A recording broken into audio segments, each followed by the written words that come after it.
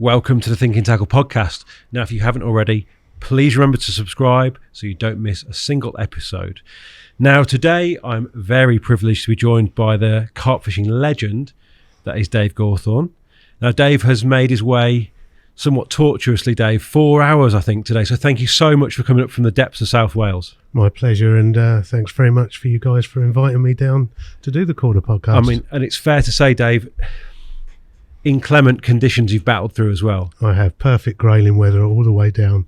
Yeah, I mean, I thought the same thing. Yesterday I thought I would love to be trotting. I mean, you've got some fantastic fishing. I think people should know that you're in South Wales, yeah? I am and have been for years, actually, Dave. I have, although you don't hail from that part of the world. I don't. I moved to South Wales in 1989 now, and before that originated living in Woking in Surrey.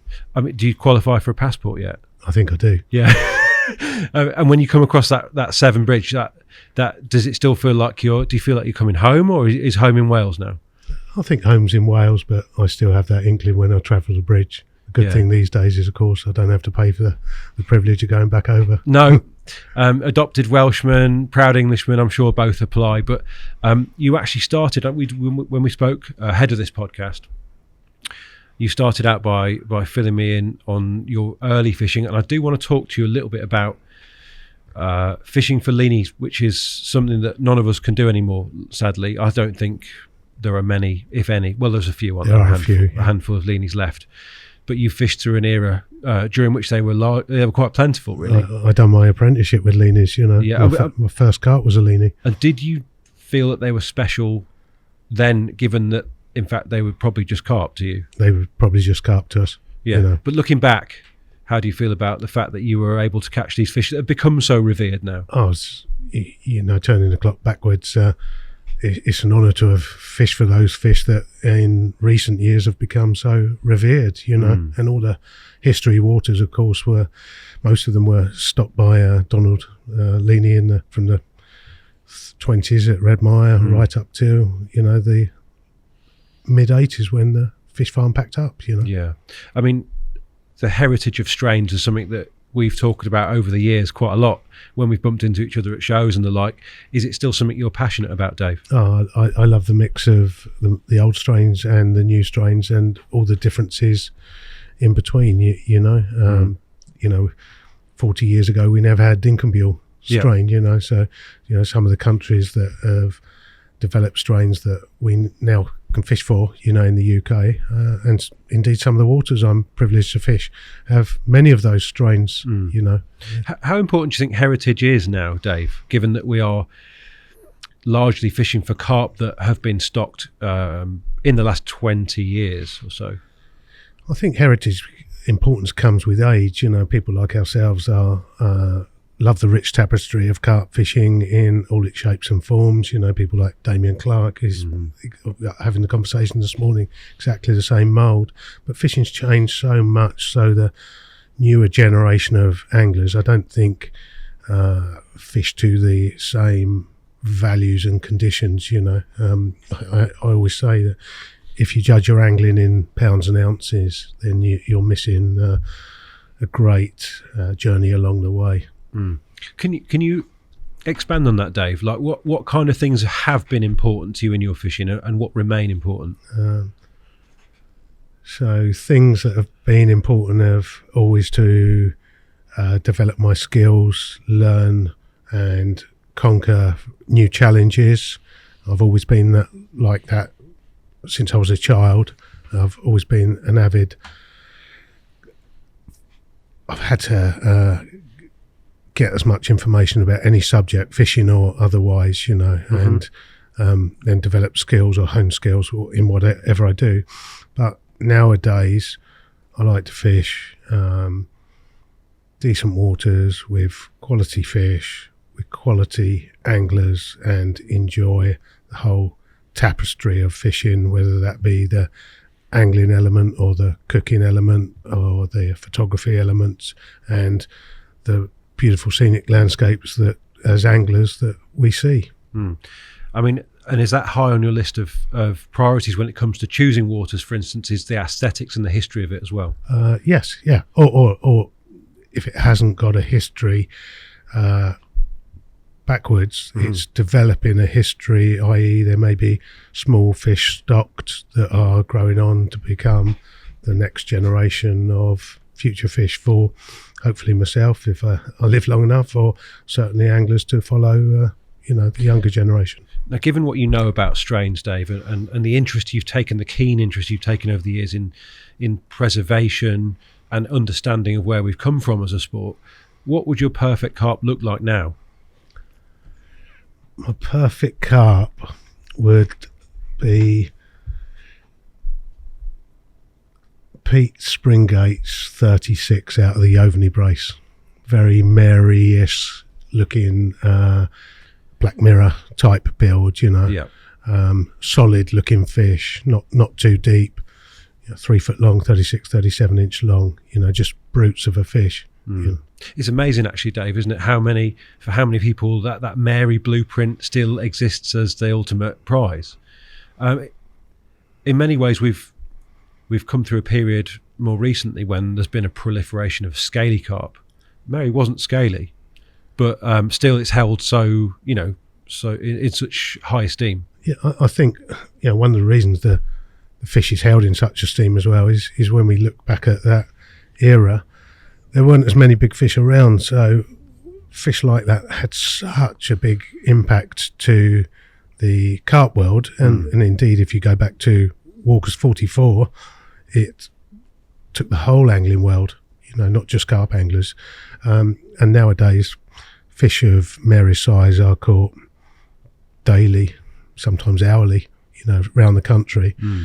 We don't hear about them, there's not so much printed media.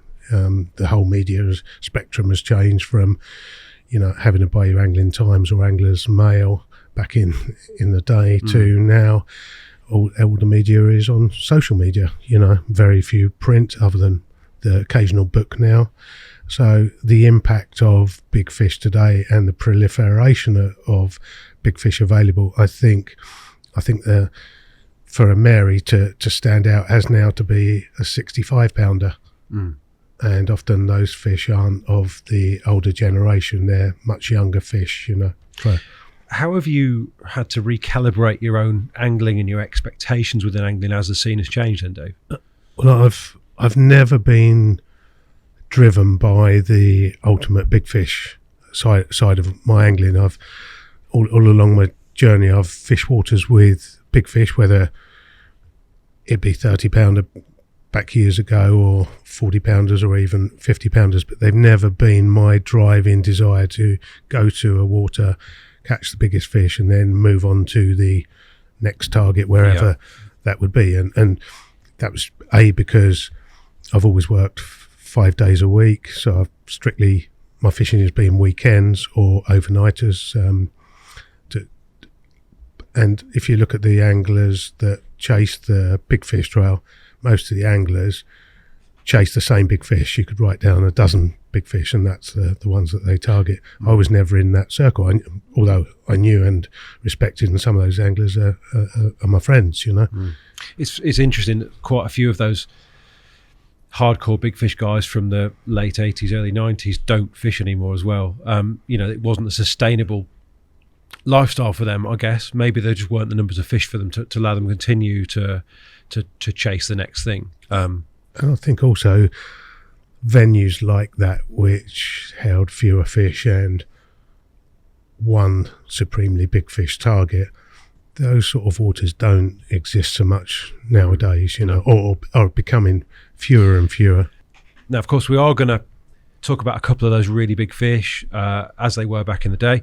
But before we do that, I just want to loop back around to your early fishing for those leanies in the Woking area. That's where you grew up, Dave. Is that right? Absolutely. So I had the very privilege of living in Send, and at the time, and my house, the house I lived in, backed onto Woking and district associations, Send lakes, of which there were 3, and that's where I started my carp fishing back in 1979 on Sanderson's Lake, which was the apprenticeship water, if you like, neighboured to Langman's, which was the very famous one, And that's really where I started all my early carp fishing up until I could drive, and I couldn't have wished to be at a better venue to start. It was a hotbed of carp fishing in Surrey. The head bailiff was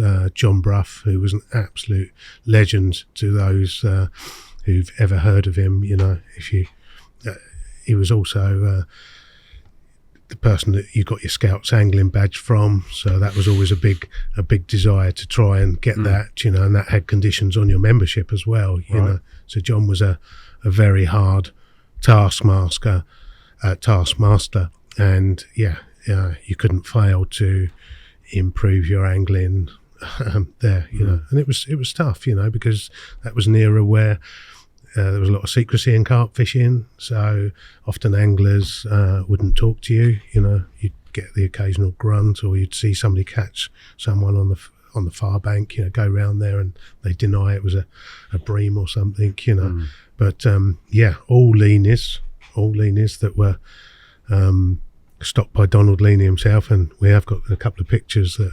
We've got a picture of Donald that we can show later of stocking the fish, Really? And so that's where I'd done probably my first 3 years before going over to the big pond, which was next door. Here we go. So that's Donald Leaney in the early 60s, I think.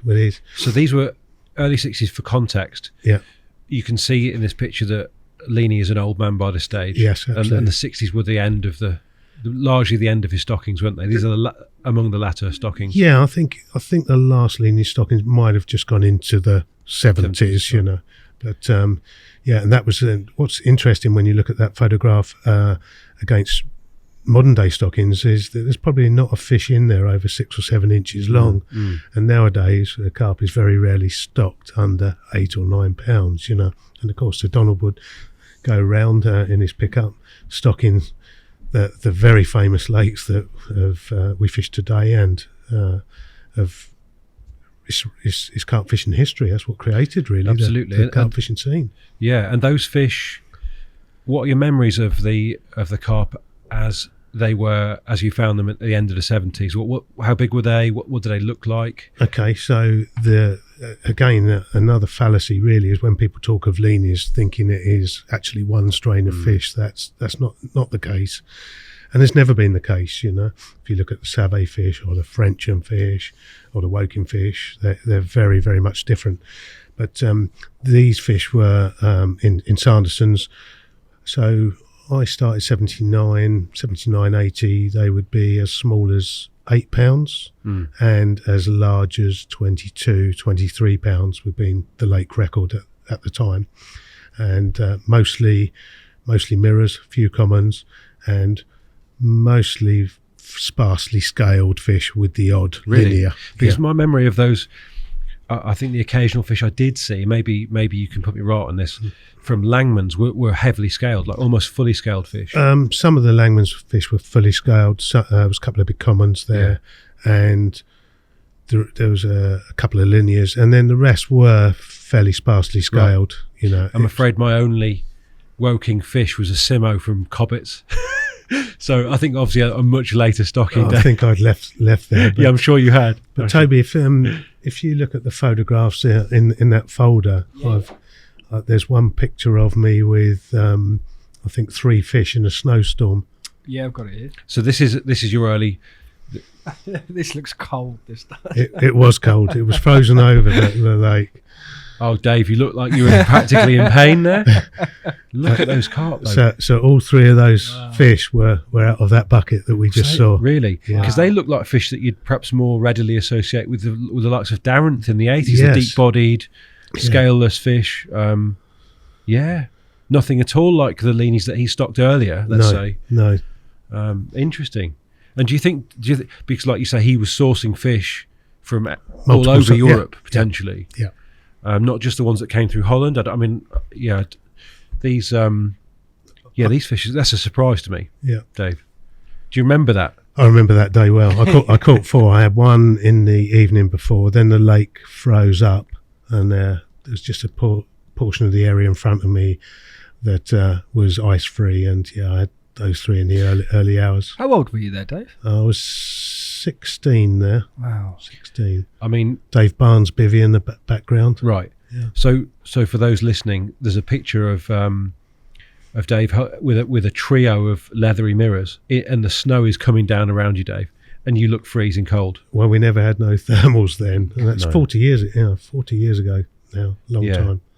time. Do those fish persist? Are there any of those still alive? Yeah. Yeah. There's some fish still alive in that lake, I believe. I mean, because where we find leanies that are still alive today, they're generally from those later stockings, aren't they? I personally feel there's very few from the earlier stockings, despite what people might think they're fishing for. Dave, perhaps you can, expand on that. I think I'm not as in tune with what's going on up and down the country as an overall spectrum, because just get lost in the majority of fish and stockings these days. But I mean, VS are still doing a few leanies, and they look the real deal. I mean, the prairie fish as well, which are leany dinks, I think. But certainly they have, obviously leany fish of leany provenance as well. Why do you think they're still of interest to anglers? I think there's a small percentage of younger anglers that are still very much have their fishing in an old school value type way, and that's where I see the interest, and I hope that interest continues, and that generation, inspire other younger anglers to follow suit, because otherwise we end up diluting our carp fishing to be, if you like, one-dimensional, and that then affects the stockings. It's no secret these days that waters have a much higher density of fish, therefore big fish, more bait goes in, more anglers are fishing, and we end up with much larger stocks of larger fish. For me, the biggest change that we've seen in the last, probably 15 years has been the fact that, I think I said to you before we rolled, it's like almost like everything we ever wished for has come true. We now have lakes all across the country with huge carp in them, and lots of them. Whereas back when you were fishing, how many big fish did you even know about, Dave? When you started out? Well, when I started out, you could probably count them on one hand. I mean, the North Lake 40, later becoming Basil. I can remember, Chris Riddington having that fish in 1980, 41.5, and I only lived 15 miles from Yateley, but the only way to hear about that was through the angling press, and that was in secret times, a lot of fish didn't even make the press. What kind of tactics were you able to employ when you started? Because obviously finding out about the latest advances must have been difficult in itself. Oh, absolutely. So when I started out, it was pre-hair, and my early carp fishing would have been free lining mostly, luncheon meat, or a link ledger, link paternoster with cat food, trout pellet paste. All your baits you either bought them from the supermarket or you made them yourself.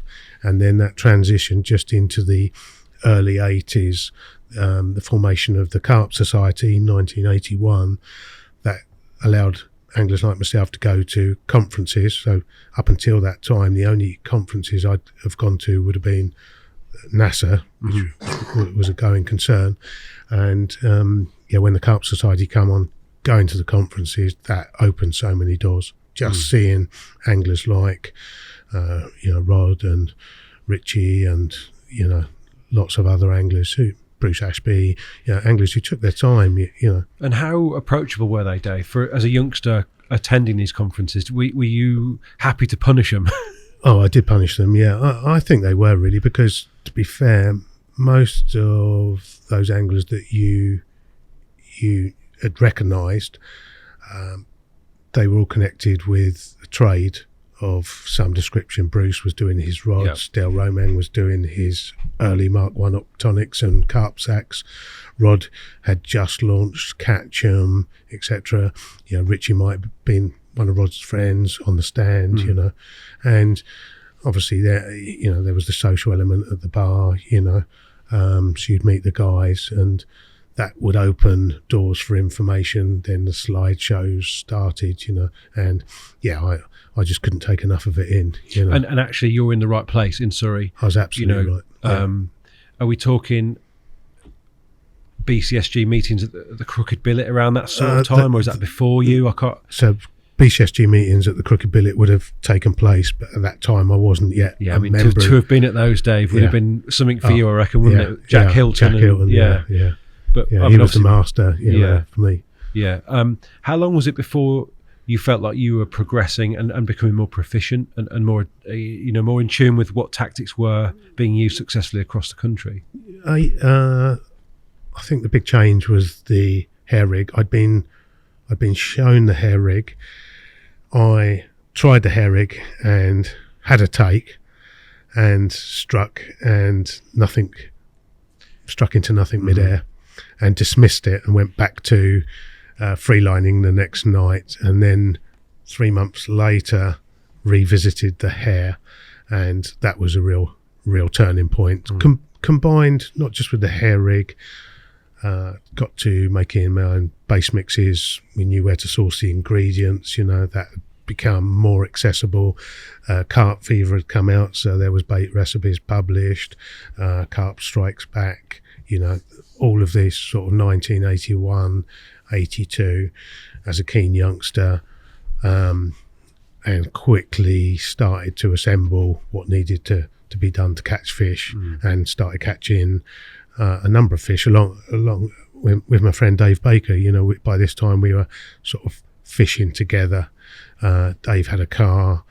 I was still too young to drive, and we'd moved over onto the big pond. Had some success straight away, albeit my success was still freelining on these baits. We used to get 6 homemade baits in an egg box, and I used to transport them in an egg box. So, wow, 1 for each rod, for each 24 hours, and 1 freebie. So no baiting up going on, Dave? No baiting up, no. And he was freelining these bulls, these sort of orange eyes bulls, 70, 80 metres, Well, quite right. They're huge, yeah. And I remember being told, again, John Bruff had this thing that if you catch one at night, you don't recast because you'll spook all the rest of the fish. So we never recast at night if we had one, and John, just as well because you'd run out of bait. How quickly did you were you looking to move and exploit the fact that you had wheels? As soon as I had passed my driving licence, which was a second time of trying, it was literally straight to Yateley, straight to Yateley Match Lake. Yeah. Now I want to address something briefly here, and you're the perfect person to do this. We have occasionally had a bit of stick on these podcasts for being Yateley centric, which hopefully it isn't, but we might have run a couple back to back where the guys have talked about Yateley. For those who don't know, just summarise how important that complex has been over quite a long time. Okay, well, we set off to fish first and foremost the Match Lake, and at that time, you had a lot of anglers travelling from all over the country. Saw Kevin Maddox fishing there, Chris Riddington when we went for a walk round, and a couple of guys were successful to have had 2020s in a season, which was like unheard of. So there weren't lots of waters that had that density of that size fish, so there was no 30-pounders in there that I was aware in the of. Match Lake, yeah. And none of that was the driving factor why we wanted to fish there. We wanted to go there because fish for a different set of fish, didn't know what strain they were, but you'd see the other anglers coming. Chris Riddington, hold on, I've just read about him in the last 6 issues of Coarse Fisherman, his winter on the Cops Lake. All of a sudden, we're there, we're fishing alongside these guys.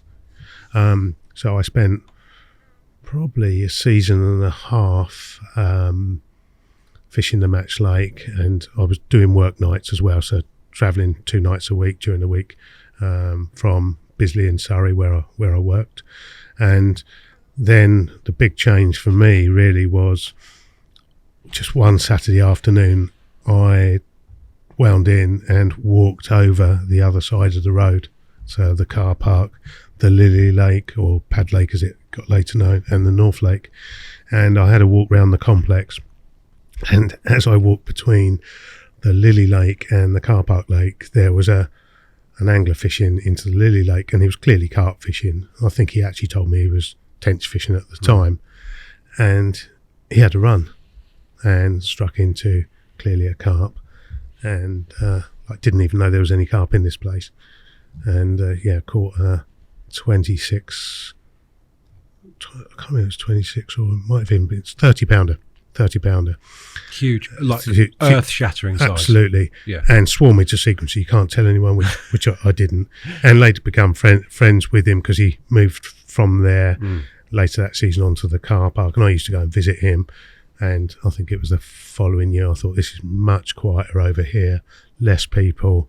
I can come over and do my own thing. And I started then fishing the Lily Lake. Do you know, I've spoken to a couple of people in the last couple of days about the fact where you were going to come on and do this, and they didn't know you'd caught the fish that went on to be called jumbo. And now I don't know how far down the line that is, Dave, from this point. From the moment you walked on the Pad Lake and saw that, how... Okay, so that was September 84. Started fishing the following season. I'd started fishing that season, September going into October. And we still had the old close season at that days, and moved on following start of the season. And in early July, I was lucky enough to catch my first fish, which was what we called the 26, which was the deep dish one, And I can remember I was doing somersaults, and my friend Dave was fishing on the North Lake, and he'd had the snake earlier in the week. Wow. So I went running round to him like, you can imagine, like, I think I walked on the water and air on a magic carpet to get there, and I got into his swim, and he was fishing the Christmas tree, and just looked in the water as I got in the swim and saw this gigantic size sack in the water, and just turned to him and said, "You got a North Lake 40 in there?" And he said, "Yeah." No. Yeah. So I've had my first fish and just walked around there, and he caught it, 44 pound 4, I think, which was one of the biggest. I mean, describe when he peels back that sack. What are your thoughts? Oh, it was just not so well. A, the size of, I've never seen a carp that size before, but B, that, wow, Chris Riddington caught that, and it only had a limited amount of captures on you. Terry Lampard had caught it when he was fishing. Kevin Clifford, because I'd read Kevin Clifford in Frank Gutfield's book, The Big Fish Scene. But there was Dave with the pinnacle, the absolute top of Everest, on his first week on the North Lake, and he's had the second biggest one. And to be fair, we took the photos, then rolled back to my swim to take mine, which was just amazing. Big carp morning, that is. And then I went to work. At the time, I worked weekends as well, worked virtually 7 days a week. Just want to take you back to the Basil thing for a second. Now, I know you're a very, very keen, well, more than keen photographer, and we're going to talk a bit about that, but you have been for years. Was it just you on the camera with Basil there? I think there was a couple of us. So it wasn't certainly the crowds that later became famous. There'd be an angler and there'd be 20 guys and the goalkeepers and the unhooking mats, because we didn't have unhooking mats really at that time. It was a sleeping bag or a number of sacks in your jumper. But it was quite a personal affair. Did you feel pressure? And it will be a pressure that none of us who operate in the digital era can understand, Dave. You don't know what these pictures are coming out like, and your close mate's got the biggest fish in the country. Yeah. Biggest fish in the country. There was a bit of pressure, but you were accustomed to that pressure because you pressed the button, you took the pictures, you sent the film off in the hope that it would not get lost. And how quickly did he communicate to you that you'd done all right? When the pictures come back, is he on the phone to you? Where it was like, I've got the pictures right and coming round. Yeah. In fact, because I could drive by then. Yeah, I could drive. So we'd meet up. We'll often see the pictures on the bank, And of course, he won the Drennan Cup, and at the time, back there, so 85, when Dave won the Drennan Cup, you got this bronze carving, bronze cast, which is a phenomenal thing of beauty that he's got. And once I saw that, I was determined then to win the Drennan Cup. Let's rewind to the Lily Lake at the start, though. Did you feel any degree of being out of your depth on a lake which would turn out to be a granite proposition for other people? So the big difference was, as small as the venue was and intimate, there was very few fish. We're talking half a dozen fish, and it was full of weed. If there wasn't lily pads, which were sort of over on the footpath bank, then the rest of it was pretty much solid weed. So shallow lake, Dave. Shallow lake, a few gravel bars at one particular end, lots of tench, and very few small bream. But so the carp didn't used to roll or show themselves much other than cruising, down the various areas in the lake. And I think my first carp, when I caught the 26, I lost one a week later, which I'm sure was the 30 that I'd seen Keith catch. And then that was it. That was the only 2 bites I had that season.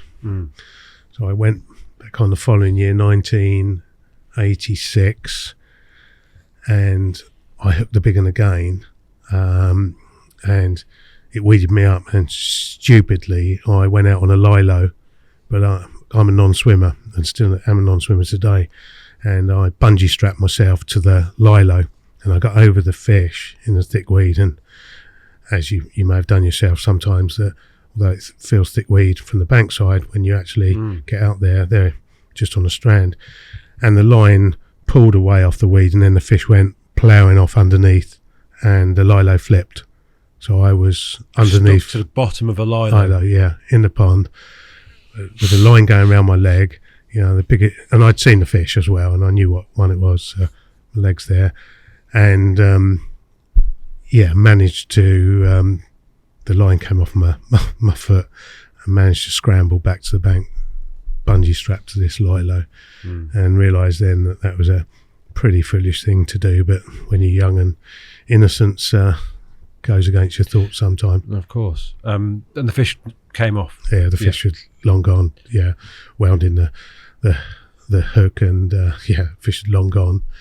And then it's probably about a month later, on a work night, that Tuesday night, and I was fishing the first swim adjacent to the pads. I think it's called pole position these days. And I was fishing with pinto beans, Jeff Kemp plum flavoured pinto beans, and that's what I had the previous take on. Didn't know anyone else who used them at the time. Tuesday night after work, and just breaking light the following morning, and had a run, started playing this fish, knew it was a good one, and in the net was it was the big one that spawned out weight. It had spawned between, I think when I caught it, I hooked it a few weeks previously, 26 pounds 1 ounce. I think that's the smallest ever weight that fish has ever got. But it was never about the weight. No, I mean, it can't have been caught many times at all to that point. It was an overlooked lake, wasn't it? The Lily Lake. Later became the Pads Lake. I think it was only Keith, I think, who'd caught it before me. I don't know anyone who caught it between Keith's capture. Oh, and myself. almost Yateley before it was Yateley, Dave. That Absolutely. yeah. What a great fish. That I loved that carp. I've got to be honest.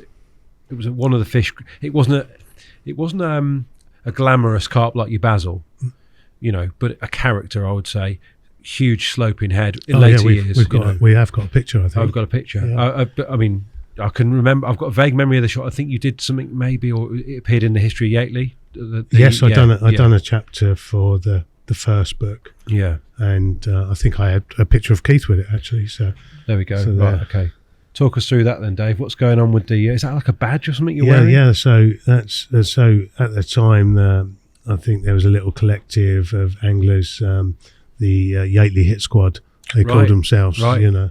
This is like pre sort of Yahoo days. And absolutely. Yeah. So almost a precursor. So I think I was Little Dave, and peroxide hair there down the side. See, I always thought you were blonde. Yeah, well, I were blonde, but not quite that blonde on that side. And spawned out. But what a great frame! That big sloping head and cavernous mouth, and like I say, it was never about the weight. And do you know what strikes me about that picture? Grassy banks at Yateley. They were long gone when I first trod those banks, Dave. I'll tell you that. It was just sea of mud. That was a self take as well. So pleased with that. So, yeah, no sign of a mat either, as we now know that was kind of the way things were, wasn't it? Yeah. So that fish would go on to do like mid-40, wasn't it? Really? I'd obviously in later years left the complex, but fish went on to be way before an icon, way before your time there, Dave. Really, weren't you? Yeah. But by the time that those fish were sort of famous, the fishing was entirely different, I'm sure. It wasn't as busy. People were still fishing like on the car park lake for the big lever, and that's where I went from the Lily Lake. Literally, my next weekend was on the car park lake. No, it's hugely nostalgic stuff, and really important to me. And I will make no sort of apology for talking about Yateley, because it was so influential, across the whole southern big fish scene. Oh, absolutely. Even as far back as that. And the fact it was accessible to everyone. It wasn't like a 5-year waiting list to get on there. You paid your money to leisure sport angling, and either got it on a group ticket or individual water ticket. Cheap as well, wasn't it? £25 for the complex. Yeah. Whoa. You caught match lake fish as well? Did you, Dave? Yeah, I first started on the match lake, and just fell in love with the other side of the road. It was just a completely different aura when I went that Saturday afternoon. More serious, less busy. Yeah, less busy. Yeah.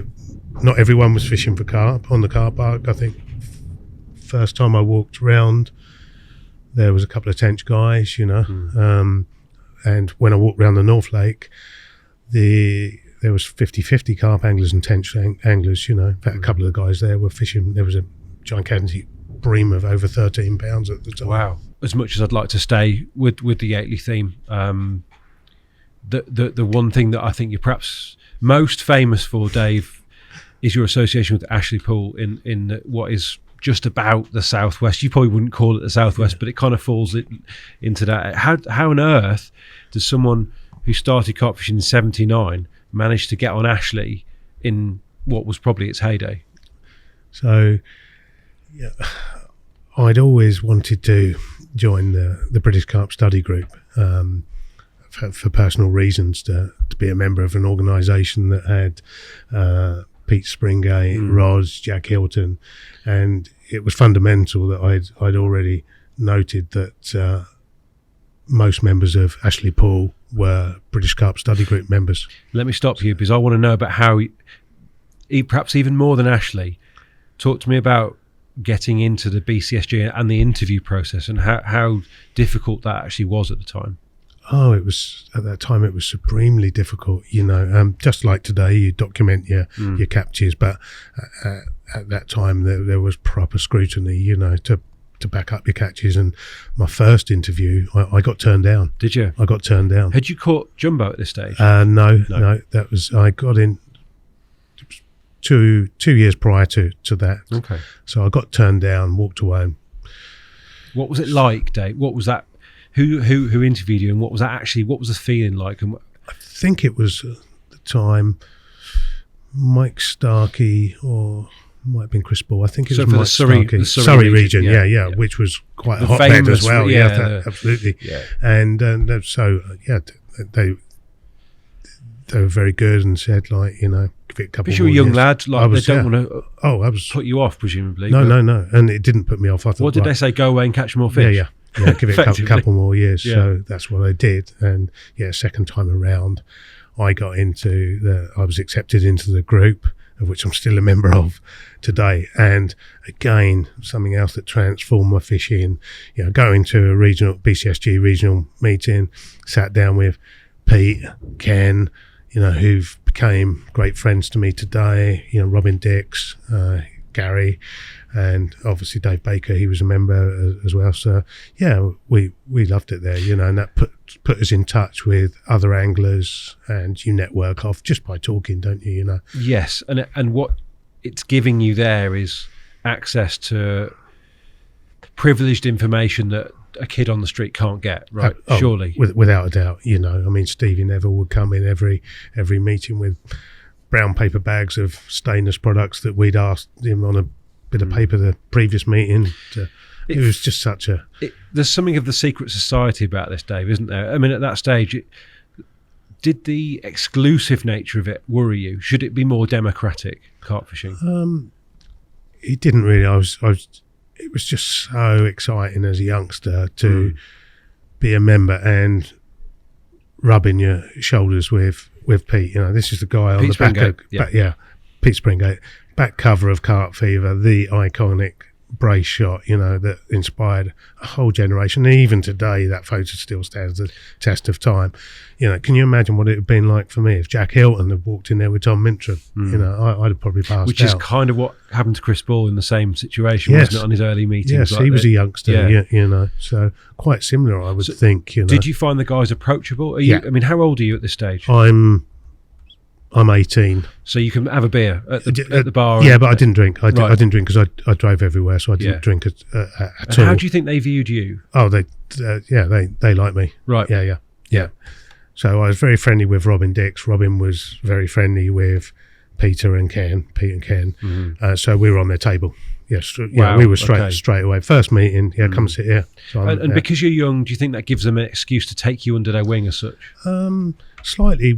We never fished the same waters ever together, and I was in no doubt who I was sat with. So I wasn't going to punish Pete to the nth degree, but we had Robin was a mutual friend. We went on Robin Stag Night and Pete came, so we got to know each other better, and so did Ken.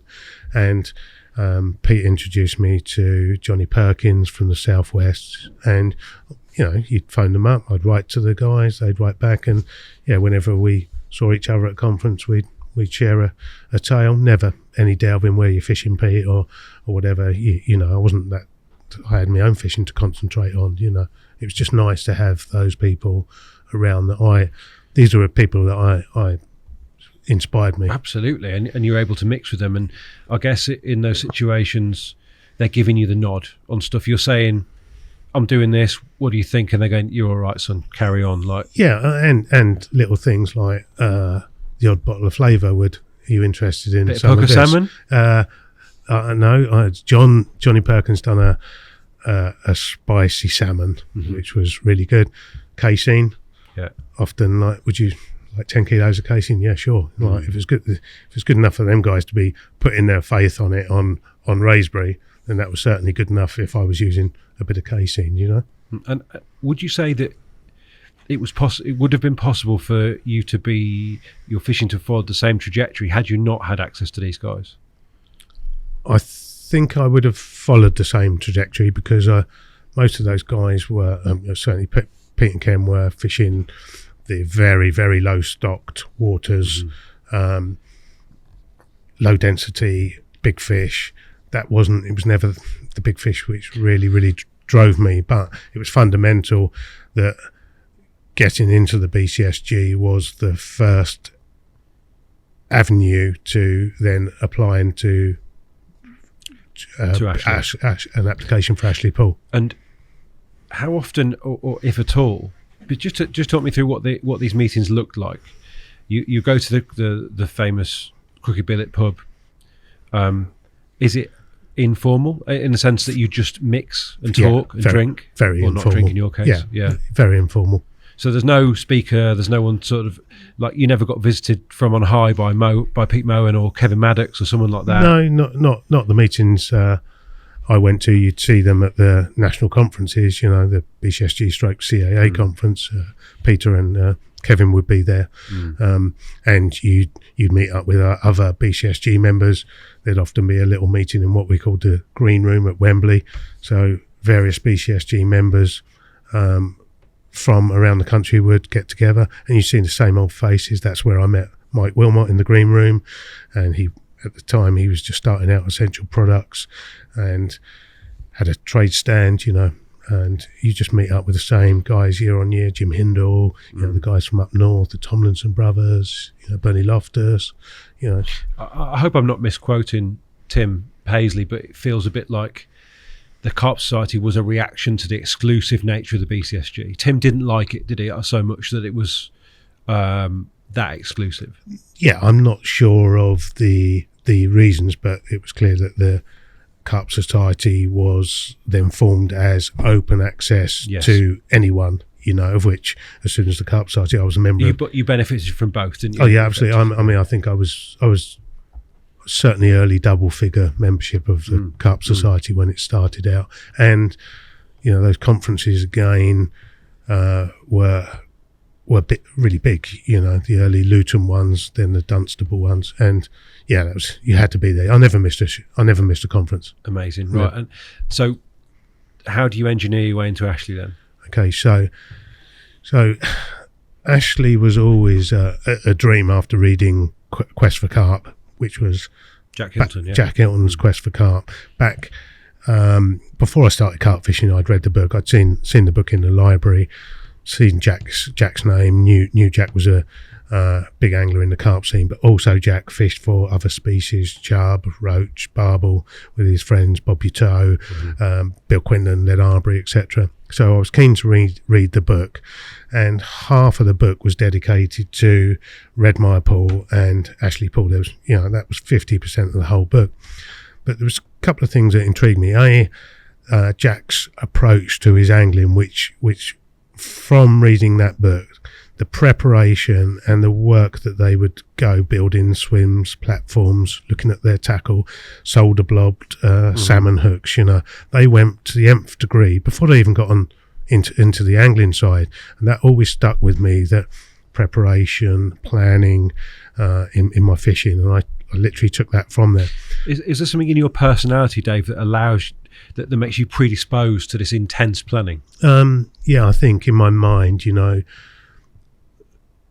second best is never good enough in anything I do. I'm not one of these people that it's okay for him, it's okay for her, that they've achieved things. It's like most people, whatever they do and they're successful, they haven't been gifted something on a plate. Yes, you get natural talent, etc. But most people are successful in whatever they do, whether it's business, work, pleasure, are committed, and I've always, I started fishing on my own, no family to start me off. I got there through knockbacks, failing. Right, how can I do this better? How can I learn from my mistakes? And build on that. And I've always taken that mindset, and in my mind, it does get intense to the avenues that I explore and the mindset that I go to, and still to this day to be different. We're going to come on to that for sure, like the way that you're kind of able to strategize. And strategy is a big thing in my angling. But going back to Jack's book, seeing the swim building, and then this chapter on Ashley, a place that was an acre and a quarter, like an aquarium that you could look from the climbing trees or from the platform or his hides. Jack had even built 2 hides to fish from. I mean, that was next level. We were in a bivvy and this guy built hides to fish from, and he described it that these big fish in this aquarium type atmosphere, and it was just like, wow, I'll never fish there, but that's up there above Redmire for me. But okay, my dream, catch a common as big as Walker's, or sorry, a carp as big as Walker's 44, and fish Ashley and Redmire, all of which I thought were lottery wins, And then all of a sudden, in 1988, my company, Bisley, announced that they were going to set a new manufacturing site in Newport. Would anyone be interested in putting their name down?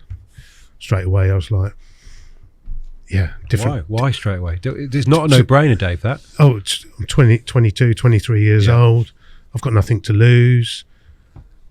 New area, new venture, 5 people potentially getting... But you're also moving out of the hotbed of carp fishing. Oh, absolutely. Yeah. Absolutely. So, but into the wilderness. But, 5 of us got the opportunity, 5 or 6 of us got the opportunity to set from the ground up our own factory and be orchestrating the success like a degree of autonomy. Site. Yeah. It's like you're breaking new ground for these guys.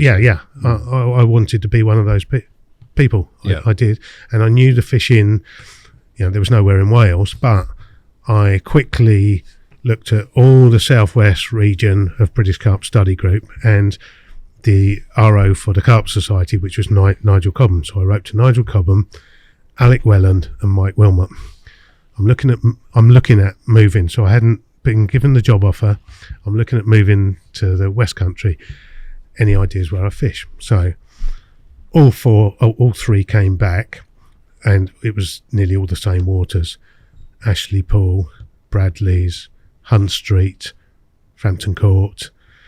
And Mike didn't only just send me a letter. There was this package with diagrams, photographs, and it was like, wow, I'd just that year applied for Ashley, and got offered the job, moved to South Wales.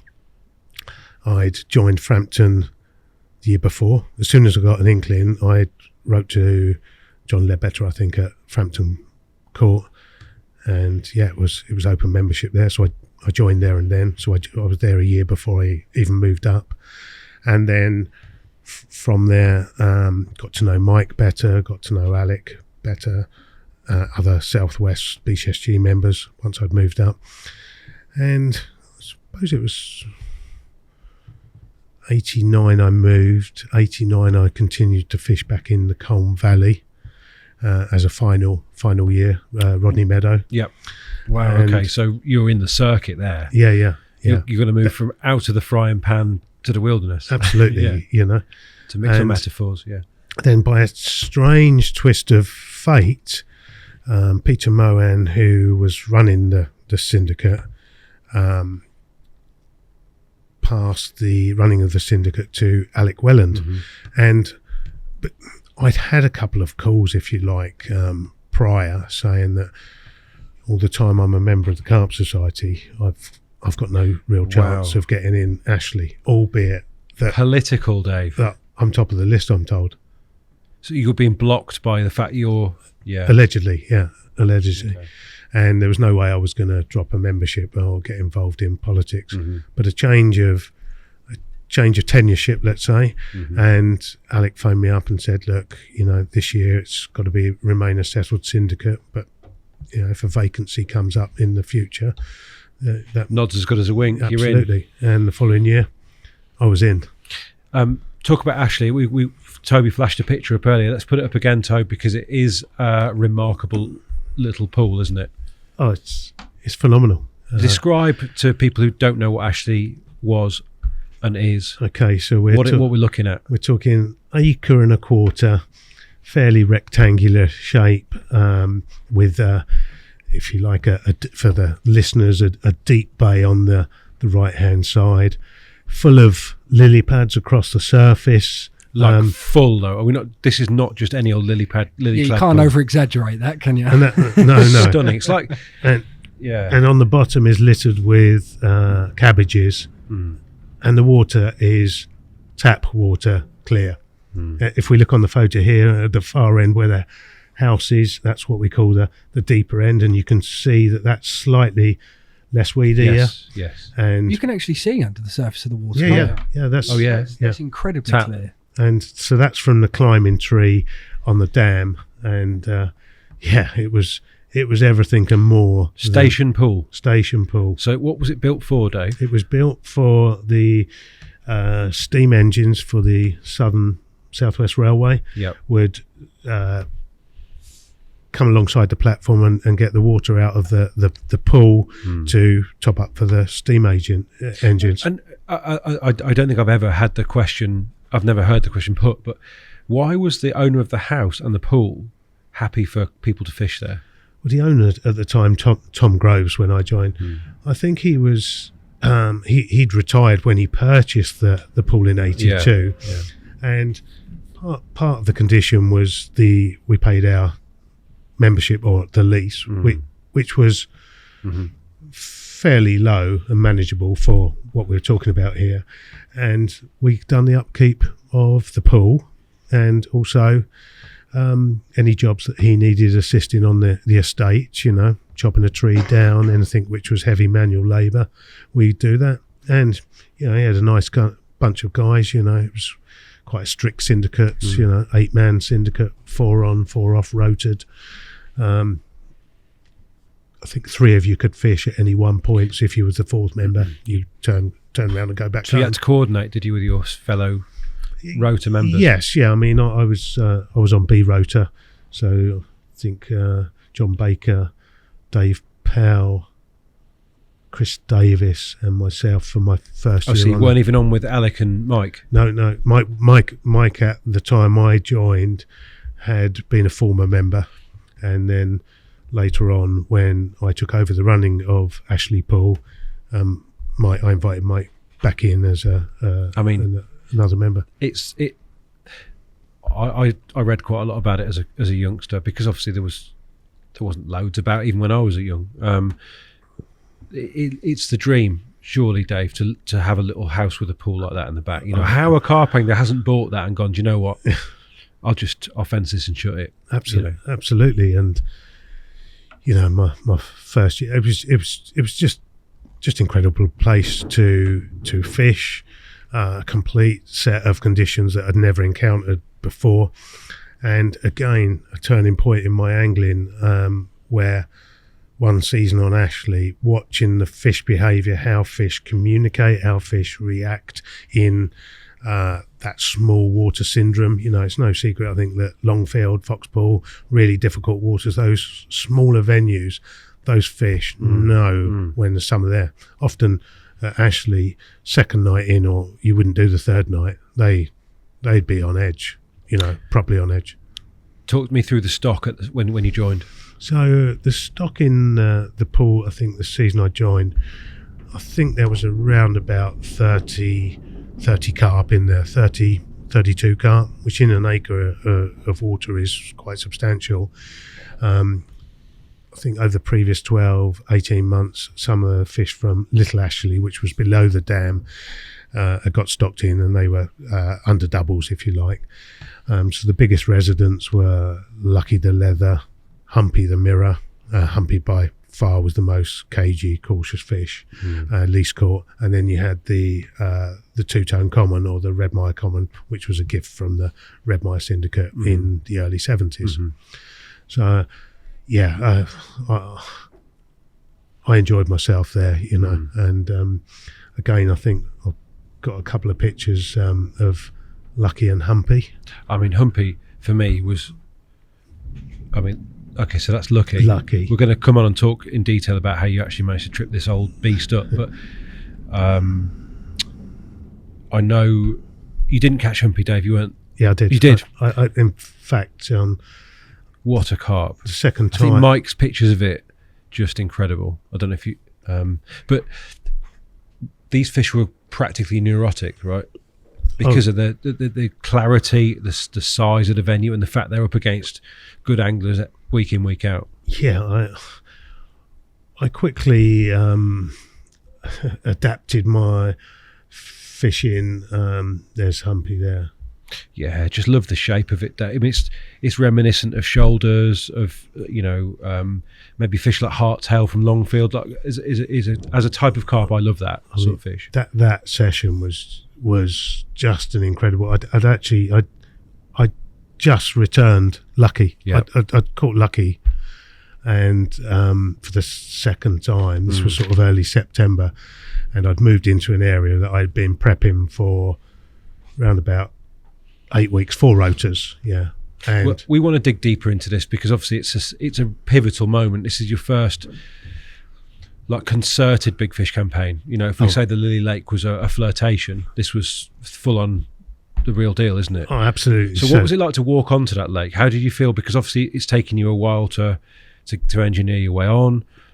Had you moved to Newport at the time? So I had moved to Newport. You'd moved at that point. Yeah. And your first trip feels like what when you drive over there? So are you excited? I mean, how are you feeling about that? My first visit was on a work party. So May 1991. So driving down there with the day of meeting syndicate members I'd never met before, doing a work party, and hopefully being able to stay on myself and have a walk around the pool on my own, you know, get a feel for the place. And all the way down the M4, the excitement was pretty much at fever pitch. Once I got into the lane and realised I was yards away from the gate, it was like, you know, struggling to drive here. Undone the gate, clocked it into first gear, very slowly come down the track, and I was first. I'd made a point that I was always going to be the first one there, parked my car, stood out on the dam, and yeah, the hairs went up on the back of my neck. You know, it was tense. And then another car came, so that moment, tension. Contrast that with the first time you set foot in Redmire, because obviously that is, you know, these two are the iconic waters of our time, really. Redmire was a slightly different feeling in that I parked my car at Redmire and then walked over the dam and just thought, as I walked over the dam, got to the end, thought, just think whose feet have passed across that dam.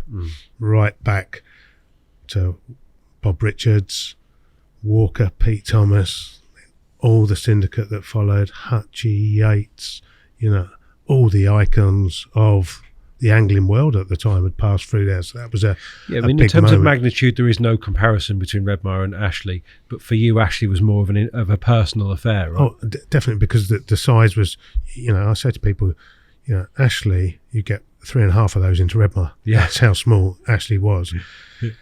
And you saw these fish, you saw the big fish swimming around in Ashley, and they looked, you know, you see Lucky in the water at 33, 34, 35 pound. I kid you not, it looked like a 70 pounder in the water. It was almost in 3D suspension. There was nowhere like that. You know, that was, and these were tricky fish, you know, weed of the highest magnitude, and overcoming the weed was what transformed my fishing. I on my first rotor, I actually took some of the cabbages off the bottom of the lake from the shallows. I went in with my chest waders, cut these cabbages. I took them home, and I had aquariums at the time. I had 3 aquariums. One was a carp tank for testing rigs. One was a carp tank for testing baits, and I had just a plain aquarium. And I put these cabbages in there. And over the following few weeks, I was messing around, seeing once the cabbages were in the water, they were a lot softer than what they were in air. And a bit of experimentation, I worked out that a heavy lead being 3 ounce plus, would burst through the cabbages. So once I'd worked that out, and I thought fishing it helicopter style, so not range fishing, close range fishing with a heavy rod helicopter, I'd already noticed that most of the angling pressure was at the deeper end of the pool, which was far less weedy. was evident that the fish were in the shallows every day, and there was this middle area that wasn't really fish, and I could see that some of the swims were overgrown, and that's where I wanted to focus on. That's when my whole campaign started to shift, and 2 months prepping, getting the baiting right. Often on a Friday night there may be one or two other members. On a Saturday morning they'd pack up, so I was all careful that it was a Saturday afternoons I'd move into position, and fishing like that, baiting heavily. I was doing 2 baiting up trips on rota. That was a 150-mile round trip from work on Monday, first day of rota, and then on the Wednesday or the Thursday, and then fish the weekend. What bait were you? Had you chosen at this stage? Like, what was your bait philosophy at this stage? Were you a boilie man? A boilie man, first and foremost. Particle wise at that time, a little bit of tigers and a little bit of peanuts, but I was more a boilie angler than a particle angler, and that had stemmed from Woking because particles weren't allowed on Woking. Okay. So if you like Woking and Cut Mill was where you learnt your particle fishing. Woking, your boilie fishing. And were you, and indeed are you, of the opinion that fish will recognise a food source, Dave? And was that part of what you were trying to do, or were you just simply going to try and clear an area or feed them? It was clearing the area wasn't ever going to be the object, because I was actually targeting the most weediest area, the mid zone of the lake. Yes, I'd always come from the HMV. I've been brought up on milk proteins, moved on to fish meals in the very early days of Premier, because that's when really fish meals set the scene. And it was evident that when Premier Baits was formed, it come from nowhere to everywhere. The famous adverts, and it was quick that a lot of anglers, north, south, west, east, all on the fish oil, the heavy 30 mil fish oil. And up until that time, I'd not really used fish meals, other than trout pellet paste. So moved on to the fish meals, took that, if you like, from my Surrey move into Ashley. And it was Premier Baits fish meal, Lockie's squid and octopus koi rearer, and shellfish sensapil, and a bit of fish oil. I wasn't using the 30-40 mil, just enough to make the boilies easily rolling. I mean, a classic, but the blueprint for a lot of what's gone on in the interim as well. Fish meals looked like that for quite a long time, Dave, didn't they? They did, because the follow-on from that really was pre-digested fish meals, and the baits got more technical and more soluble, etc. What's poignant really as well is so baiting up would be a couple of 10-ounce mixes. So that would be Monday night rolling your bait for Tuesday. For people who've got no conception of what a 10-ounce mix looks like in terms, because we're kilos now, Dave. Yes, so fill us in on the... Okay, so probably near half a kilo of rolled boilies. Of rolled boilies, Not a lot. Not a lot. Yeah. Rolled by hand on rolling tables. Hook baits would still be rolled by hand. So no ready-made availability. No. Nothing. Not if you wanted a fish meal. No. Nothing. There was nothing really available off the shelf. And, so Monday night we'd roll the bait for Sunday night we'd roll the bait for Monday's baiting. Tuesday night roll for Wednesday or Thursday's baiting and the start of the weekend. You'd fish Friday night, I'd reel in Saturday morning, rest the swim, and go and roll a couple more mixes, which would be Saturday night's fishing and Sunday's baiting as I left.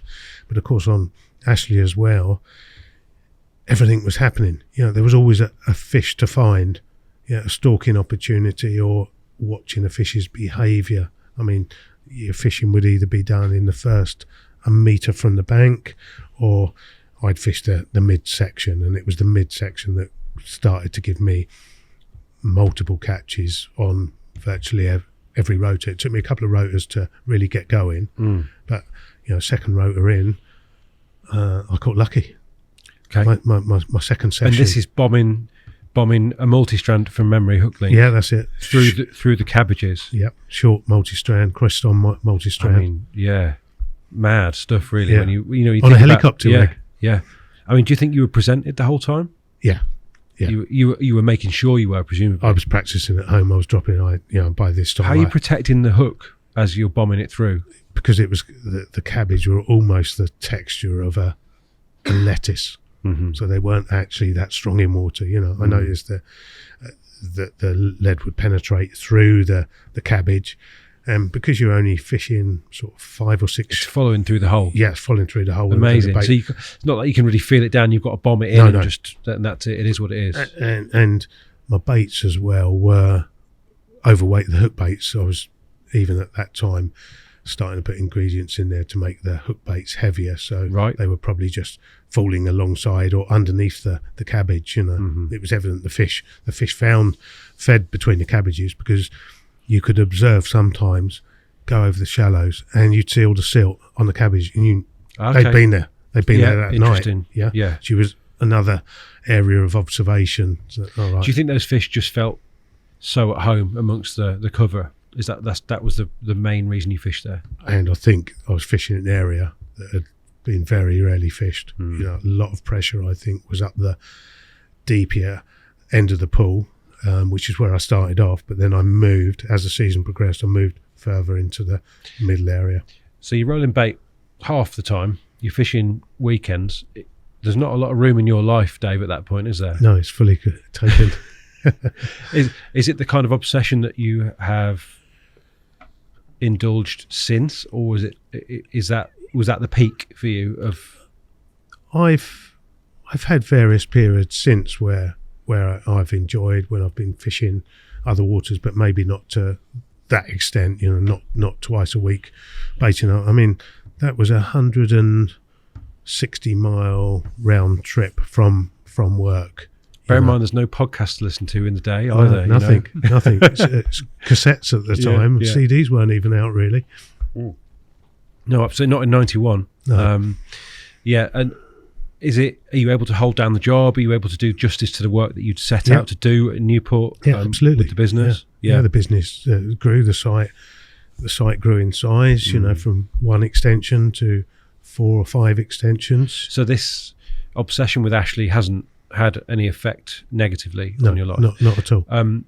Talk to me about the immediate circumstance around the capture of Lucky, and how did that unfold exactly? So the first capture of Lucky, second rotor in, and I'd arrived, so we're talking early July. I'd arrived on the shallows to find fish up the shallows. So I managed to catch a couple of fish on the Friday evening on floater fishing, smaller fish, and literally at the point I decided that I need to start thinking about where I'm going to fish tonight, because dusk was just starting to fall. I grabbed my bed chair, rucksack, walked across the dam, and as I stepped onto the dam, I clearly spied a really big fish that literally bow waved the entire length of the pool. It rocked the whole pool. Yeah, that's what it was like there. Not an area or a swim, the whole thing. And I thought that's gone up the deep end. So I went up to the swim number 2, which was the last swim we could fish, just next to Hilton's Hide. And the following morning, 3-4 o'clock in the morning, the rod to my left hand margin, only 2 feet from the bank, sort of 12 feet to my left, and after a big tussle, got the fish in the landing net. Immediately, as I still do today, put my hand in the filter flank of the fish, felt that sandpapery skin, pretty sure I knew what it was, you know, and looked for some mirror scales, couldn't see them, and I was lucky the leather, chucked it in the sack. So that's a later capture that we can see on the screen there. But what a fish, and a fish that I'd read about, obviously Maddox in 19. Was there a particular picture, Dave, that was emblematic of that fish for you? Two pictures. Yeah. One of Vic Gillen's that in the front cover of the CAA Carp Catcher magazine, and then 1981 front cover of Angler's Mail when Kevin Maddox called it the Ashley record of 38 1/4, and there was an in-depth 3-page report where he cast and a picture of the pool, again just further fueling the enthusiasm to want to fish this venue. And a fairly unique carp, by any standards. Nearly what we'd call a nude leather, not quite, but No, absolutely. It a had- leather carp nonetheless. It was a leather carp, and to many people, not a true leather because it wasn't nude, but it was always known as Lucky the leather. First 30, Dave? No. I'd managed a carp, 2 or 3 30-pounders when I still lived. I had 30-pounders from Woking, Langmans, Yeah. and 30-pounders from Rodney Meadow. But yeah, first iconic, fish. I mean, that's a national sort of, Yes. on a national level. Yeah. Absolutely, yeah. And then and a good story. So I remember driving home on the Sunday night, couldn't wait to ring Pete Springate, or my little circle of friends, and I rang Pete up, and only for Pete. In fact, it wasn't the Sunday night; it was the Monday night, because Sunday night I got home and had to roll some more bait for the next mission, and rung Pete up and said, "Pete, you ain't going to believe it. I've had Lucky 34-pound 1 ounce personal best."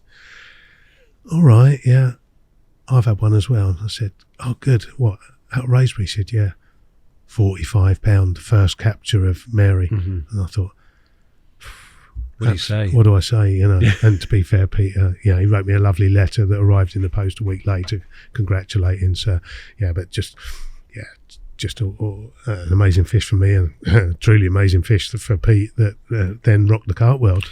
Yeah, I mean, and actually, it seems like you've done all right out of Ashley quite quickly, Dave. I did, yeah. In terms of having wanted to get on there for so long, was the temptation to just take your time, or were you trying to rate? Did you want Humpy next? How did that all? Yeah, I'd gone on there for 2 reasons: A, to fish Ashley Pool and understand what it was like to fish this aquarium-like environment. Capture wise, I had 3 targets, which was in no particular order: Lucky, Humpy, and the Redmire Common. By the end of my first season, I'd done really well. I hadn't caught the common, although the day I caught Humpy and braced it with Lucky, the pair of them together, I lost a fish in between, which at first I thought was Humpy, and I then caught Humpy an hour later, just on dark, and I'm pretty sure the fish I actually lost was the Redmire Common. And I think I got over that first year. I'd caught way more than I'd ever dreamt of or expected to, but a lot of things that I'd done strategically and tactically sort of fell into place, and I almost felt like I'd had my fill. I mean, the only big fish I didn't catch that I really wanted was the Redmire Common, and during that first season, of course, the big change was come September. I had, if you like, been handed the keys to. I'd been offered to run the syndicate. Right. So being from a new member, 3 months in, you're running it. So you can imagine that I'm the youngest member of the syndicate. I've got members that I respect that have been members for 20 years, and I've got to tell these. Why do you think they asked you to do that? Well, I was told by Alec, who was supportive of me, and said he felt that my enthusiasm and my demeanour as a youngster and my outlook on my fishing, I was the right person to run it. I had the youth in me for it, and I just couldn't. I mean, what an honour! What an honour! Absolutely. I mean, for context, Dave, we're like 12 years or 14 years from you picking up a carp rod, to running Ashley Pool. Yeah, that's fairly meteoric, I'd say. Yeah. But for you, the moment that you started to get recaptures, had the gloss gone off the fishing side for you at that point? Not really, because the fishing was just getting better and better for a period. Certainly going into the autumn, that late July to mid-October period, there was a lot of fish caught, and I was starting to get recaptures, but I wanted to Redmire Common because at the time I thought, right, I've got a member of Ashley, so that's one dream fulfilled. There's no way I'm going to get to Redmire, okay? And I thought if I could catch the Redmire Common, it would be my Redmire connection. Okay, so real incentive then. Yeah, and there's a history attached to it, you know, so it wasn't the biggest common in the world or anything like that, but like I've said earlier, I've never been driven about the biggest fish of all. You know, that's not what drives me. In terms of the humpy captures, you mentioned it was the most neurotic of the fish and the most difficult. Yeah. How did you set out your stall to trap that one?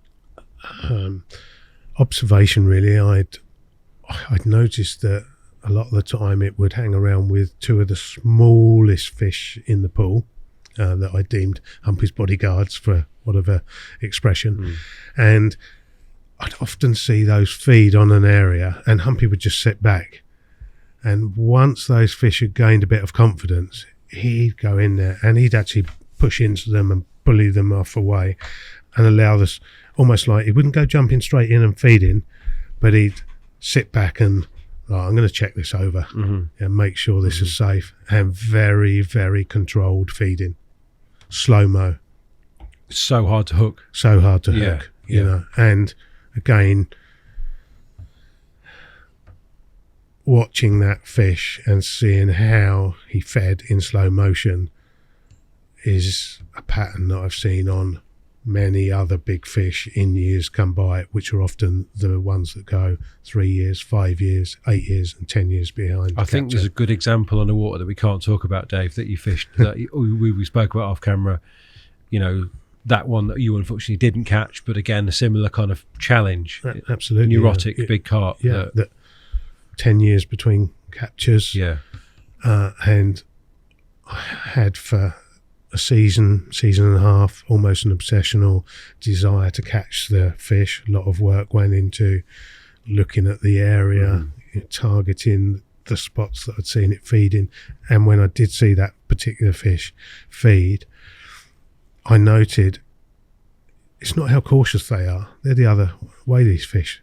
They're super, super confident in knowing how to deal with the situation, and they're very, very controlled creatures. If you, again, a lesson that on an observation when I saw the Korda underwater videos at Wellington Park, and you see the fish laying on the rig, you know, everything on those big fish starts to slow down, and they're controlled with their mouth actions.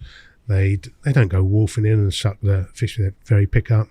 And again, going back to this fish that we can't talk about, I'd watch that fish pick up grains of sweet corn upright.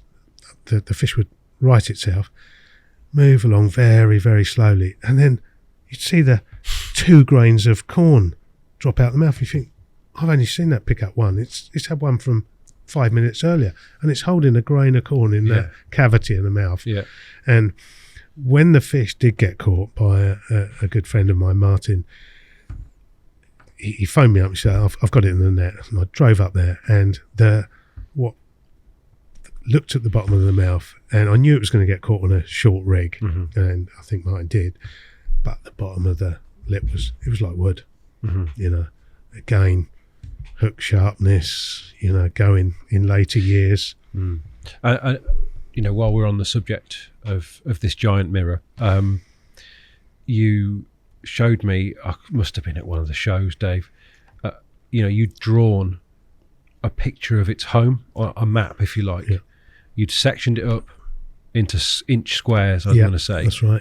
And you were using that, which I've never seen anyone else do, to strategize about how you would catch that fish. Can you talk me through that? Just, again, observation. The fish was clearly resided in a particular area, 50 metres square on a 60 plus acre pit, you know. Master of its environment. Yes, I think at the time the fish maybe travel out of that area, but clearly didn't get caught at the time outside of that area, or a history of the fish it being caught. It was just plotting those spots and then trying to work, well, how did he get, where did he reside to, where did he feed to, what was the direction he came into that area, from left to right or right to left or front to back, you know, and trying to formulate a plan. He's in this snag tree at this afternoon at 2 o'clock, okay, was he in there the following day at 1, then a week later at 10, like he gets building that picture, building a picture. And when Martin caught that fish, were you able to sort of retrofit your findings to how he'd done it? Did it bear out what you'd been doing? The work you'd been doing? Really. He caught it from the area I thought it was going to get caught from, in one of the spots I thought it would come through. Yeah. And fair play to him. He was working hard, and he's a good friend of mine, and I was just pleased. I was just pleased for him, as I would have been myself at the time, because it was a hard capture to catch. Are they the moments that you fish for, though, Dave? Like, looking back at Humpy, that led us on to that discussion. When a big fish is close at hand, are they the best bits of it for you? I enjoy catching those ones that haven't been out for a long time, and they're feeding. Big fish. Humpy was a blueprint for this, wasn't it? Let's face it. Yeah. Definitely. Humpy was a blueprint for that part of my angling, and even today, which we may talk about later. Some of my current fishing is quite similar for those type of fish. Okay. So just take us into the moment when you were able to trip Humpy up. How were you able to watch it unfold? Yeah. I'd had lucky in the afternoon. I'd lost a fish on the other rod at 5 o'clock, having seen Humpy just down to my right, literally 5 or 6 feet to my right, 3 foot out, coming out of this bush, seen it feeding. Convinced I'd lost Humpy, winding the rod, and I saw the tail go through and circle. I could see all the pads jittering about and come round a full circle and come back round, and this plume of bubbles right over my remaining rod. So I was like, wow, it's not Humpy I've lost. Okay, we'll forget that. And literally just peering over. So the rod is like 6 feet to my left, and I'm like peering through the undergrowth, glasses on, as low as I can. And this fish is slowly, and I've just, the only bit of vision I had, I could see my boilie, and I've just seen this snout come from under the pads, caught the sun, this grey snout come over, and just seen it tilt up, and next thing the rod is just like, and I couldn't believe it. Big tussle, 15-pound big game tow rope, which you had to have strong tackle for Ashley. But believe it or not, that the bigger carp weren't as much of a struggle, because as long as you could hang on and not give too much line, the monofilament would cut through the pads, so you could get this seesawing effect. I mean, nowadays, if you had braid, it would be even better. And it was having the bottle to keep hanging on without giving too much line, because the more line you give, then they would be zigzagging all through the pads, and then it would be a problem. Did you have to tweak the rig to catch Humpy, given what you knew about the way that it fed? I didn't really have a Humpy rig out there. I did catch it on a shorter hook link, so it's 4 inches multi-strand as opposed to 6 inches a multi-strand. But I was experimenting at the time, 4 inches, 5 inches, 6 inches, 7 inches. Bottom, I just moved away from pop-ups, rotor before, to fish predominantly bottom baits off observations of watching the fish. And are these the overweighted bottom baits? Yeah. Which is, you don't hear. No one talks about that. No, not Wafters, yes. The other way, no. Yeah. Why was that you used that? Well, because at the time your pop-ups were mostly critically balanced baits. Previous rotor, or the rotor might have even been a month previous, I'd witnessed a fish come over a critically balanced pop-up and turn around, and the bait wafted up in front of it, and the fish, again, didn't spook, but the pecks come out. It cottoned onto the thing and avoided feeding in that area. And I actually caught that fish the following day. I still fished a pop-up, but literally hooked to the bottom. But this was just my mind thinking. Rather than go overweighted, I put 6 or 7 BB shots all on the line, all together. It's like a gradual. Yeah. increasing. Yes. Yeah. Yeah. So it was like a caterpillar rig, but that's what I called it in my diary. And as the fish picked up the bait, this gradual weight, caught one within an hour of that presentation, which was the fish that spooked off the day before, and then caught another 3 over the next 24 hours. Again, learning that if you give them something completely different to what they may have been accustomed to, as stupid as it looked, it done the damage, you know. And how are you making the hook baits, Dave, for these bottom bait? Okay, so my individual baits, so I was adding limestone flour to the bait, and making the hook baits as well slightly bigger, so they're rolled by hand, not on the rolling table. So 14s or 18s on the rolling table, and these would be 20mm baits. Really? Yeah. So not subtle at all. The opposite of subtle. Big baits, heavy baits, and you've tricked the hardest fish in the pond. Yeah. How big was Humpy that time? 33 pounds. Yeah. So massive. I mean, we've seen the pictures, we've seen the vest.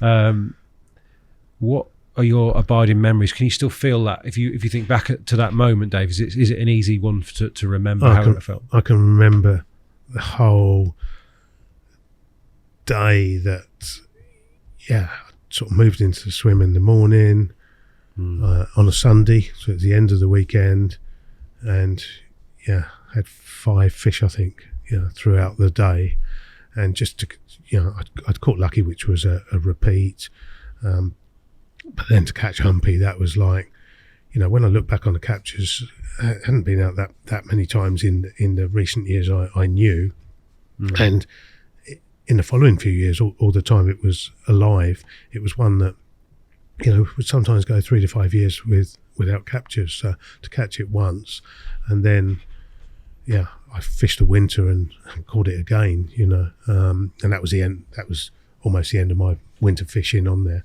And in subsequent years, I was to do less fishing on Ashley, a lot less. I'd imagine so. I mean, having said that, was there a degree of sort of after the Lord Mayor's show, where'd you go after one of the very most famous waters we've ever had? Well, I was already a member of other waters, so it was natural to go back and start on. There was other waters in the West Country that I joined that I'd yet to really start fishing. So that was the avenue that my fishing went for quite a number of years. And, for good reasons, we can't talk about those. I'm guessing very famous lakes that have been written about, but, we've got respect. I know you've been very close to the sort of running of those and the part of the furniture on some of those waters, Dave, over the years. But one that does seem like an awfully long time ago now, and I think possibly we can talk about, is the big Gloucestershire common that you were able to fish for. Is that all right? Is that go cool. there? So I don't know what you call that. I don't know what you would call that now. I don't even know if it still exists as a fishery, but I think it does. So that would have been the Gleven Carpers, Tewkesbury water. So for a little while, that was a common, a huge common. One that must have been one of the biggest in the country at the time. Very much, if not the biggest. Certainly up with the biggest commons. And it's fair to say that part of the world, Southwest, you must have had great connections, but it's not a part of the world that's produced loads of big carp when you compare it to the southeast of England, for instance. No, without a doubt. And again, a water that I was friends with Keith Griffiths, who run the water. He run either a carp society or a CAA region in that part of Gloucestershire, and I think I might have even done a slideshow for him at one point, and I'd applied for the water with a view to being able to angle there. And I think I waited 2 or 3 years to gain membership, and didn't fish it much the first year because I was fishing somewhere else, and it was a water that I didn't really want to be my sole water. I don't like trying to do 2 campaigns at once, if you know.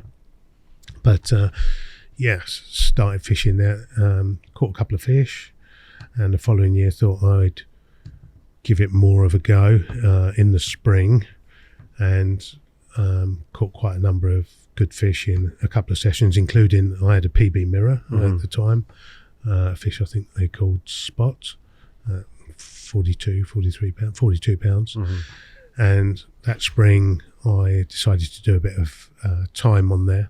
And my last session of the spring, I arrived on the Saturday evening for an overnighter. I've caught 4, 3 of which were a trio of 30-pounders. And the following morning, I lost the common. I lost the common. Saw it come cruising past and hook pulled, and that fish would have been, I don't know, 45 pound plus, I think.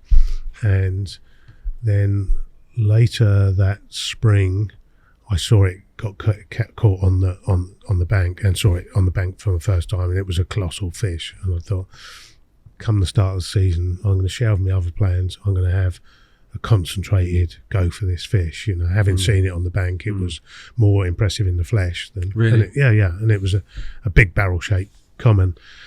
And so I started the season, and early July, and Thursday night, overnighter from work, and that was quite a drive for me because it was further than the other pit that I was fishing. So just packing up for work, and the rod went, and I hooked a fish, could see it was a big common. Thought, this is it, and it wasn't. It was a new PB common of 38 pounds. Wow, yep.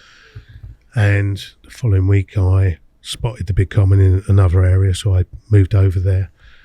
And the following week, I went back on the Thursday night, and as I was driving straight from work, it was raining, quite heavy rain, and they had some sheds dotted around the lake, some little sheds, and the rain was so heavy I thought, I'm going to sleep in the shed this night. And I remember the night, all night long, heavy rain, like torrential rain all night long. Woke up in the morning having a broken sleep to pack up, and remembered thinking, the lake's come up a foot. Went to work with a view to coming back, and I nearly left my gear there with a view to coming back on a Friday night. Packed up my gear, and I don't know why I didn't leave my gear. And then 3 o'clock Friday afternoon, finished work, and travelling up the M50. It had been raining all day long, and I remember I went up to Ross on Wye, past towards Gloucestershire, and I was on the first junction up, and I heard this really strange, almost like a hurricane sound, and I looked in my wing mirror and turned my stereo off, and could hear this whooshing sound, and I looked in my wing mirror and thought, that's water coming down the M50. And just as I clocked what was happening, there was a junction. I pulled off the junction, only for within 3 to 4 minutes cars were floating about on the M50, and I was stranded. So I'm stuck on the exit, and was stuck there for a further 24 hours. Really? Yeah. Helicopters were bringing us food parcels, and I was okay because you had your brew kit and your food. Yeah. So I was making people. So I had the car, unloaded my gear. I turned my back of my car into this food station, and people like, £20 for, can I have that roll for 20? No, you can have it for nothing. And we were there all night long, and it was clear that this was a serious the situation. Summer floods of 07? Absolutely. So this is the July floods of 2007. And I'm thinking, I've got one of my friends who was fishing the next swim, Stewart, and I'm properly worried about him. And Saturday afternoon, I managed to get through the back roads, and I drove back to Tewkesbury, and the entrance is situated on a hill. You go down the track and you overlook like camping site, and I just couldn't believe it. As I looked, I got out of the car, and everywhere you could see to the horizon was flooded water. And I got out the car, put my chest waders on, and there's the M50. Oh, there you go. That's the junction. That's the junction I was on by that sign. Right. So you'd pulled up and off. I just pulled off before this torrent come down. It's like a river. For those, basically, it doesn't looks look like a road river, at all. doesn't it? Yeah, You can see Mad. these cars stranded there. Well, you could see some roofs, I think. Yeah. Yeah. Did you know it was over when you looked down into that valley? Yeah, so I got my chest waders out and I took my camera and I walked, and I've got a photograph at home against the gate, and the water is like a 5-bar steel gate, and the water's up to 1 below. And obviously we didn't know then what was going to happen to the fish. And as it transpired, when the water levels subsided, some of the fish, including the big common, was found under the fir trees, and they put the angler who found it put it back in the lake. But something got in that water, because by September the fish started appearing dead, and it was evident that it was a majority fish kill. And that chapter of my fishing finished. I kept my membership for 3 or 4 or 5 years afterwards, but it's recovered now, I understand. There is still a syndicate. Keith has sadly passed away, and interesting we mentioned Keith because he has a connection with Ashley Poole, having had the first 20-pounder out of Ashley Poole, really, in the 50s. And just going back to Ashley just for a second, Chris Ball's working on a book at the moment which should be out 2023, the history of Ashley Poole right back to when angling started, and I've kindly been asked to do a chapter that I've just recorded last week for Chris, so that will be a good book for people who like the history of carp fishing. Absolutely. I mean, it must be a source of some pride, Dave, that you were a custodian of the pool for however long. I mean, how long did you run it? I run it from 1992 through to 2010 when it finished, when the lake was sold. Do you know anything of the lake today? I'm due to meet the owners in a few weeks' time. Okay, so, wow. But the lake has changed, of course, yeah. and there's no fishing. No. Now, there's obviously a good reason that we can't, that we don't talk about the period that we have already, right the way almost through to the Tewkesbury era, because you were away doing other things. But one thing we can talk about from that period, Dave, is something that if you didn't know, people might be surprised that you dabbled in match fishing, or more than dabbled. Really, that's no offence meant, yeah. Because you were obsessed, as much as you have been in many different ways through your carp fishing. But talk to me about how on earth Dave Gawthorn ends up in the BCACs. Okay, well, it was probably more by default than design. So I'd actually dabbled in competition carp fishing much earlier. We're talking the Sony Masters. Yeah. So I won the first ever Sony challenge, King Carp Challenge, round 1 at Lodge Lakes in Reading, Newbury. And so that was my taste. And you must have then fished the one at Linford as well. Did you go on to the one they ran at Great Linford Fishery? No, not that. Right. That wasn't this Sony King Carp Challenge. That was the Sony something. That was a different different event. Okay. So you had the Sony qualifiers, and then the final was the infamous one at Horseshoe Lake, where Tim Hodges caught the only fish. Right.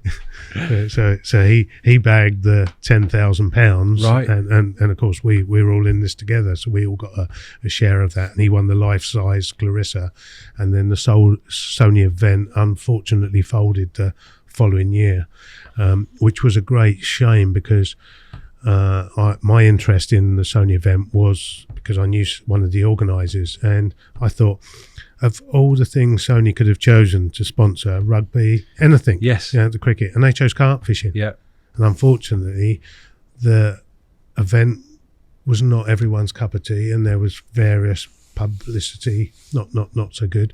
And from there, I thought I'm never going to get involved in anything again. Yeah. But then in year 2000. Brian Jarrett phoned me up and gave me the opportunity. Said, "Would you like to fish with me as a pair?" And why did Brian ring you? I think he'd been fishing with somebody else the previous couple of years, and at the time Brian knew me. I used to do a bit of Saturday work or weekend work to cover for Brian at Hinders, and so he knew of me, and he knew me well enough, So I thought, right, let's have a go at this. And I think. Do you think there was more to it? I mean, does he? your meticulous nature would make you perfect in terms of the preparation for these sort of things. Do you think Brian knew that about you? I think Brian would have known, my demeanour, and I was probably a good candidate to fish with. I was capable. Yeah. I had a good mind, and I had a mind that was varied. Yeah. So that may well have been, but we were friends. I accepted his invitation. We went to Penn's Hall for our first qualifier In Birmingham. Yeah. We won the qualifier, and strategy for me played a big part on that very first match. I baited an area in the margins, whereas everyone was fishing over the far bank. Yeah. We fished across the far bank, had a couple of fish, but I baited an area in the edge under this tree and fished it on the Saturday night and got one bite, and it happened to be the biggest fish in the pool as well. So it was a really good extra bite to have, and that put us straight into the finals, and from then it was really game on. Where was the final that year? The final was at Dovecote.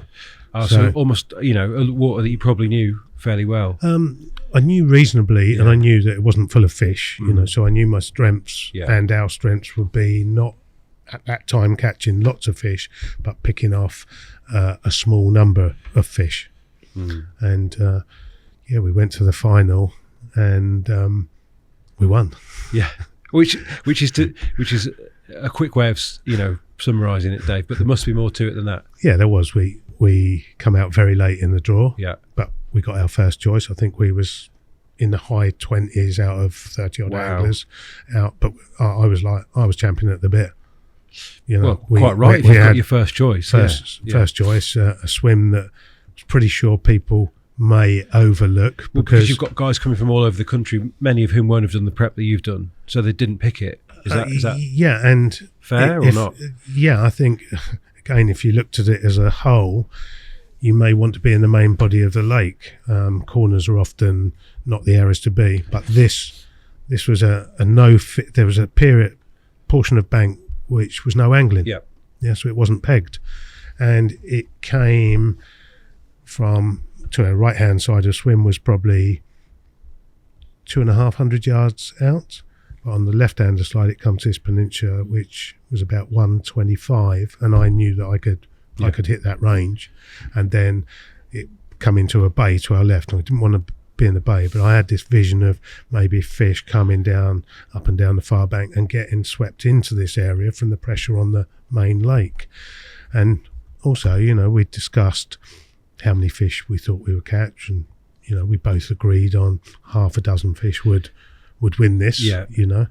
And I remember Chris Rose and Steve Spurgeon catching 3 fish, I think, fairly quickly and losing a couple. And there was only a couple of odd fish caught. That night we had 2, so we were chasing at that tails. And then on the Saturday night, Saturday evening. So we've got a picture of Dovecote just Toby's just put up. Right. Can you remember where the spot was, Dave? Has it changed at all? So we were up the left-hand corner. Yeah, top left corner, yeah. Yeah, so just coming back, Toby, just to your left, and that's it. Yeah. Where you were. The middle of that that's bit, there. Yeah. Fishing across, I got you. Yeah, to this. Is that the no fishing bank to the left of it? Yeah, that's it, yeah. And, Saturday evening, I saw a fish roll right on this spot, 125 yards just off this. So I reeled in, picked out one of my overly flavoured single squid and octopus pop-ups. Hand rolled, yeah. Cast out, landed straight in the rings of this where I'd seen this fish roll, put the rod down within 2 minutes. Had a take. Fish number 3. And that put us in the lead by not a fair margin at all. And that was the last bite we had. So we went from 9 o'clock Saturday evening all the way through till midday the following day. Hoping, catch. Yeah. And no one did. No one did. I can't remember whether Chris and Steve may have lost a fish or whether their losses were before my capture. I mean, how did you feel? Because is that a prestigious event at this stage? Oh yeah, definitely. You know, the BCAC. There you are. Look. So that was the second time. Right. That was the second time we won in 2000 and. Oh, sorry. Yeah, I've got that 2005. Yeah. No worries, Toby. I don't think I've put any pictures of our first win because I didn't have any digital images. They were all on slide. So yeah, all of a sudden, you're British carp champions. British carp champions. We'd backed ourselves with the bookies. Really? On a straight win. Right. So you've got the prize money and you've won some. Yeah, but we gave the prize money to our runner Mark Smith, a great friend of mine. Yeah. One of my best friends, family, if you like, and he'd had a nasty accident at work, so we kindly gave him, because he, you know, like anything these times, it's instrumental. And to me, it wasn't we were British carp champions. He was British carp champion runner. You know, he was the best runner in the UK. So yeah, it was great to get your hands on the trophy. Yeah. The money also came in handy because at the time I was trying to fund diagnosis for my son's autism. Yeah. To get him diagnosed privately. So the money was very handy for that, but it wasn't the driving factor. For me, I just got involved by default. Brian asked, would I like to fish? And if I'm going to fish and do something like that, I want to do it my way. Yeah. In that I want to do this properly, you know, and we did it properly. And how did you and Brian work together as a team? Like, what kind of a relationship was that? Fairly easy going. Brian had his strengths and weaknesses, and likewise I had the same. I was very much into strategy. So again, when you get two people that know each other well, and part of the strength is being able to fish together for 48 hours, for good or for bad. Yeah. So we would invariably have the odd disagreement, but it wasn't. Would it be fair to say Brian is a robust character? He always seems to be very absolutely. Yeah, absolutely. And we'd always do everything, no matter who thought what, who did this or who caught that.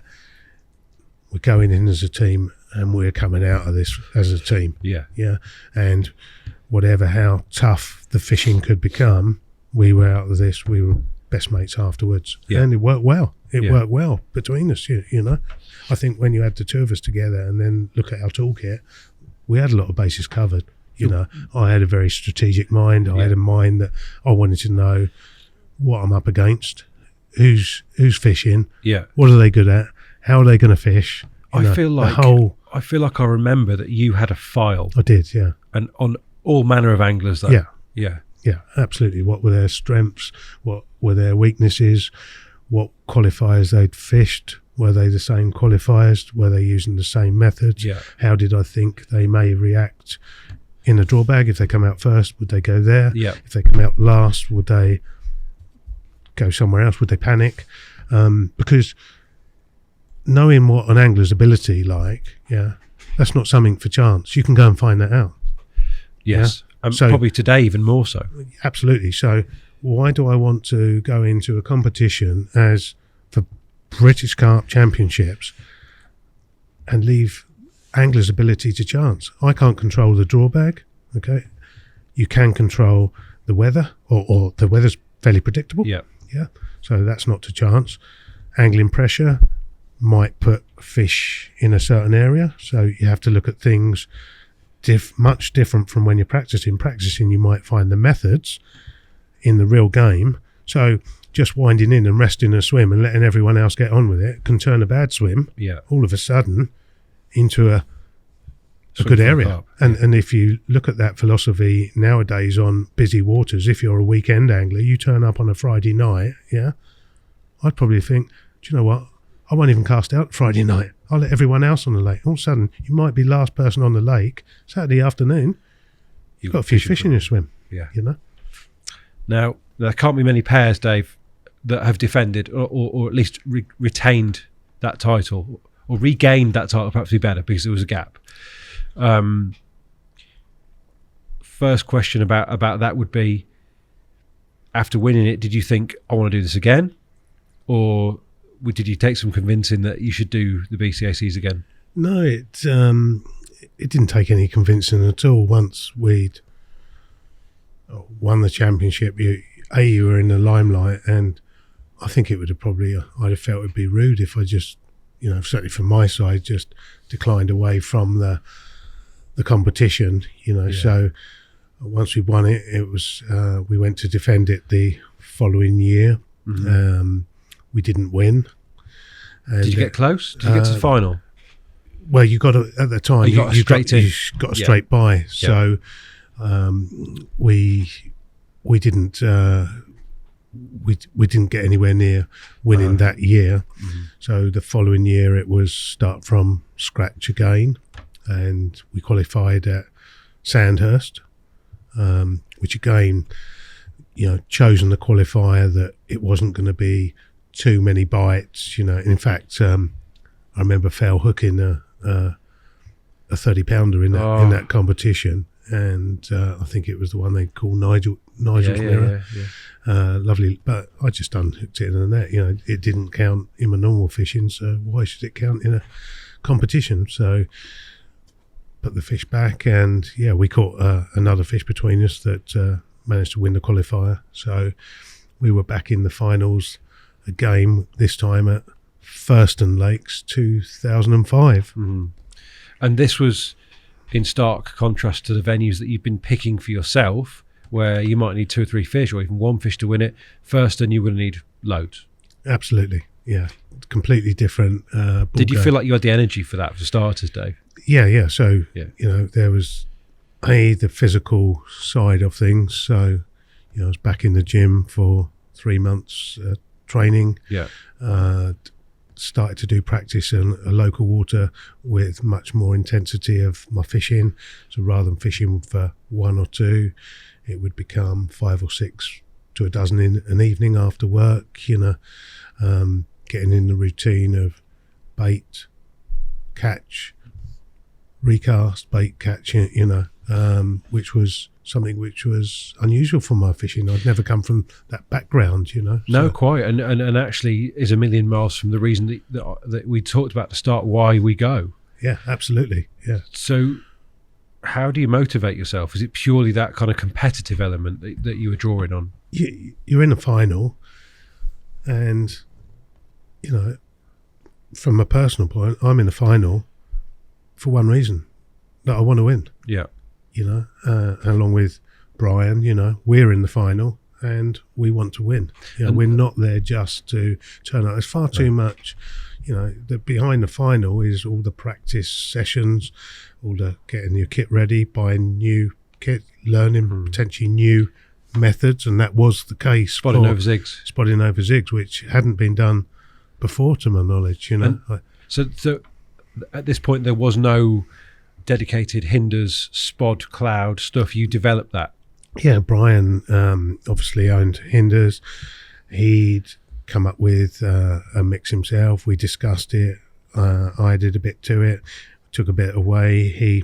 We formulated it together. We worked on getting it more cloudy. At the time, he had access to a product that later became nut sludge, I think. Yeah. So we'd realised that having this cloud would, so you had a visual aspect. We did include food items that would come to the bottom, with the strategy being that we could fish that area during the night time. We weren't prepared for the level of activity. So again, we didn't come right out early in the draw, but we got our favoured area again on a sort of pointy area, enough to cover a large area. And if fish were moving between both areas of the lake, that had to be a passing point.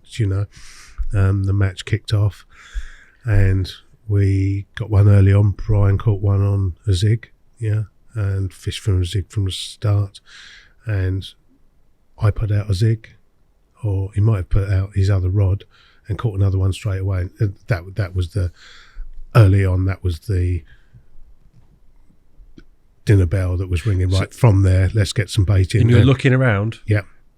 Is anyone catching, and are they on zigs? Don't think they're on zigs, but people are catching the odd fish. But as soon as that Friday afternoon, getting a couple of bites and then putting some bait, it was evident. You could see visually the activity over there, and we just both knew that the following day was going to be. Now you've got this novel method, this cloud.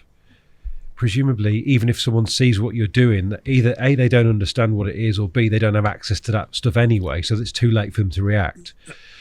It wasn't in common practice, was it, Dave, this spod cloud sort of thing? No, as far as I'm aware, it hadn't been used at all on the match scene, and if it had, those that were using it had kept it away from everyone else, and that was a difficult thing to do, because when you're at that level and you see the same old faces, I saw some of the same guys there at the previous final. There was a number of pairs, at least half a dozen, maybe 10 pairs that were very, very capable, all capable of winning, and all clued up guys, So it was the Friday afternoon that we knew what we had to do on the Saturday. Yep. So the Saturday morning, from first light onwards, was putting the plan together. So that's the cloud going out. Yeah, and keep the bait in. So do you think people watching probably thought they're fishing on the bottom and they're filling it in? Some might have, but I think word very quickly got out because they've got runners. They've got runners, and I know young Tom Maker at the time. I mean, he spent most of the weekend in the swim. So word got out, because I know for a fact people then were going to the local tackle shops, trying to get some small pop-ups or some, not so much the sloppy spotting, because no one would have really known that, they wouldn't have seen our bait buckets. They might have seen the liquid coming out, but we were spotting, but they would have certainly seen us fishing the zigs, because now we're on 4-rod zigs, and it was absolutely so tough. Within this cloud, how do you envisage it sort of spreading, and how high did you fish your zigs off the bottom to take best advantage of that? So we were fishing in the upper 3 feet of the water. You could see the fish, actually, as you're spotting, that you could see fish either nudging the spod, right, or you could see dorsal fins in the area and seeing them sip food items off the surface. So, that top 18 inches was the zone, and with 4 rods, no more than 2 foot apart, you can see what's going, and the factor that drove more bites was more and more spodding. And we weren't spodding 50 meters here. We were 120, 100 to 120, so it's quite a lot of effort, and the physical effort through that Saturday. Saturday evening, we knew we'd won. So so in your calculations, how many fish did you think you would need, and how many did you actually need? I think pre-match we thought it would be like a 20 fish to win. When we got there, I don't know the exact figures off memory without looking at my diaries, but it was over double that amount. But and had you left the field in the dust, or was there anyone with you at that point? No one come the Saturday afternoon, that Saturday morning period where probably 300 pound of fish had got on the scales just through that morning, and you were full on so focused in the zone. It was, and physically didn't realise the damage that you were doing. Like, good feeling though, presumably, when you realise that no one's catching you. Yes, and that communication was coming from more and more people, coming into your swim. I mean, I remember 4 or 5 o'clock on the Saturday afternoon, turning around, I'm thinking, there's best part of 50, 60, 70 people here, like just watching what we're doing. It was obvious that people were coming to watch, learn, see things, but you were just so focused. You can't take your foot off the pedal, because you just don't know that your method's now got out. Could Sunday morning be a repeat from first light till close of match, and the fish move away from you because it was evident from the night before that the nighttime captures subsided, and yes, we were getting the odd fish, but you could lose them. These are going to get nicked off you if you're not careful. And these were shoal fish, smaller fish than what I would normally fish for, shoal fish. But we kept our nerve. Again, we had fantastic runner. Mark was our runner again. He kept a level head, knew what he had to do as a runner to support us. We were fit. I spent a lot of time in the gym getting myself fit for the endurance of it all. It was Saturday night that realised that I damaged my finger. I'd actually been spodding so much it had gone through my casting glove and actually started to cut into my hand. Really so painful. Again, that was really painful, but you knew you had to endure that pain. But come the time when the whistle played, and it was fantastic. That particularly the second time, Were you the first pair to win twice? Yes. Okay. So that was just an amazing feeling, and these events, all said and done, when it comes to the end, a lot of the anglers that I respected and admired in that type of angling environment, when they're all coming round and shaking your hands, that is as big a buzz as winning it. People like Pete Holhouse, Ian Huntington, Kevin from Mainline, Rob Tuff, the list goes on, all great guys, outside of that time. So there's that photo. Yes. Treasured moment. And again, although match fishing and the competition fishing isn't what my background is, I learnt so much that I took away from the zigging, but being able to bait up very accurately, colour, how you could have no bites for an hour and you switch to a pink bait and get a bite, and then take it off again and go just static, So it improves you. It improves your fishing and pushes you into learning other methods that for my normal style of fishing I wouldn't engage. And what you did give us as the wider carp community during this period was a whole language, a new language to talk in, and a new way to describe how we are fishing, and that is through the medium of raps. Dave, I mean, I don't suppose you could have known at that point quite how drastically this was going to change stuff. And actually, before we talk about it, I've got a set of sticks here that Damien was really keen to give you,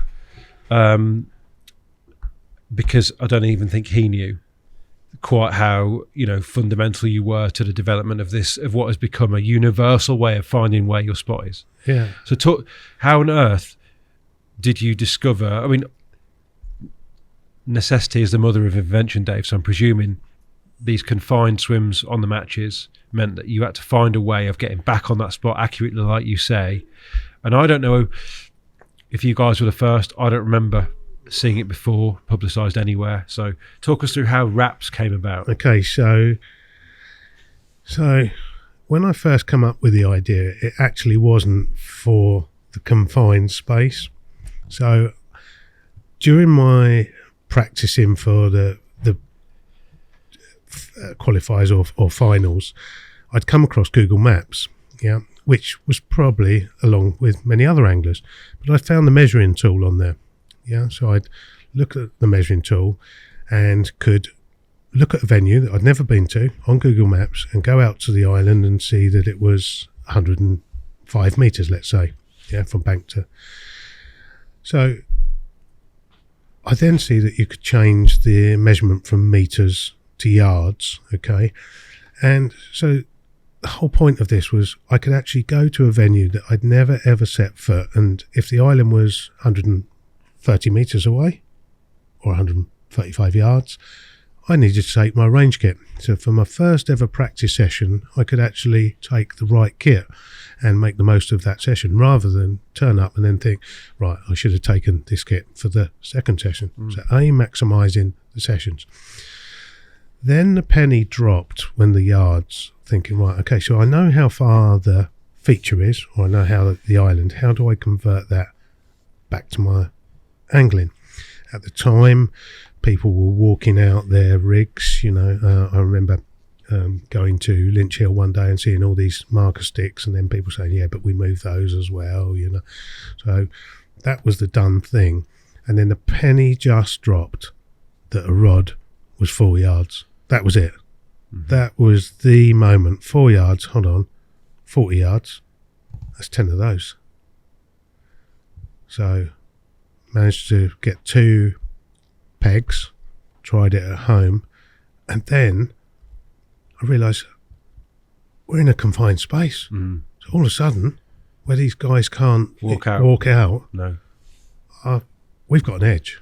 You know, that small pegs then became 2 very long fox pegs, where I shared the idea with Brian. I said, Brian, this is different. Didn't ever think how such a simple idea would become practiced by everyone, and other people have, I think, claimed the idea, or I've heard other people.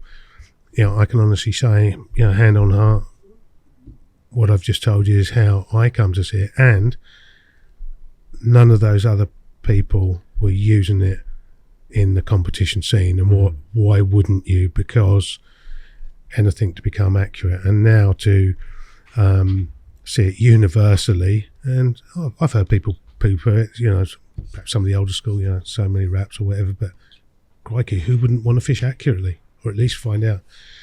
And I can't believe that out of all the tackle companies, that's the first one that's actually given me a set of wraps. Last year, a guy, he's on Instagram, and I will say his name, John Manley.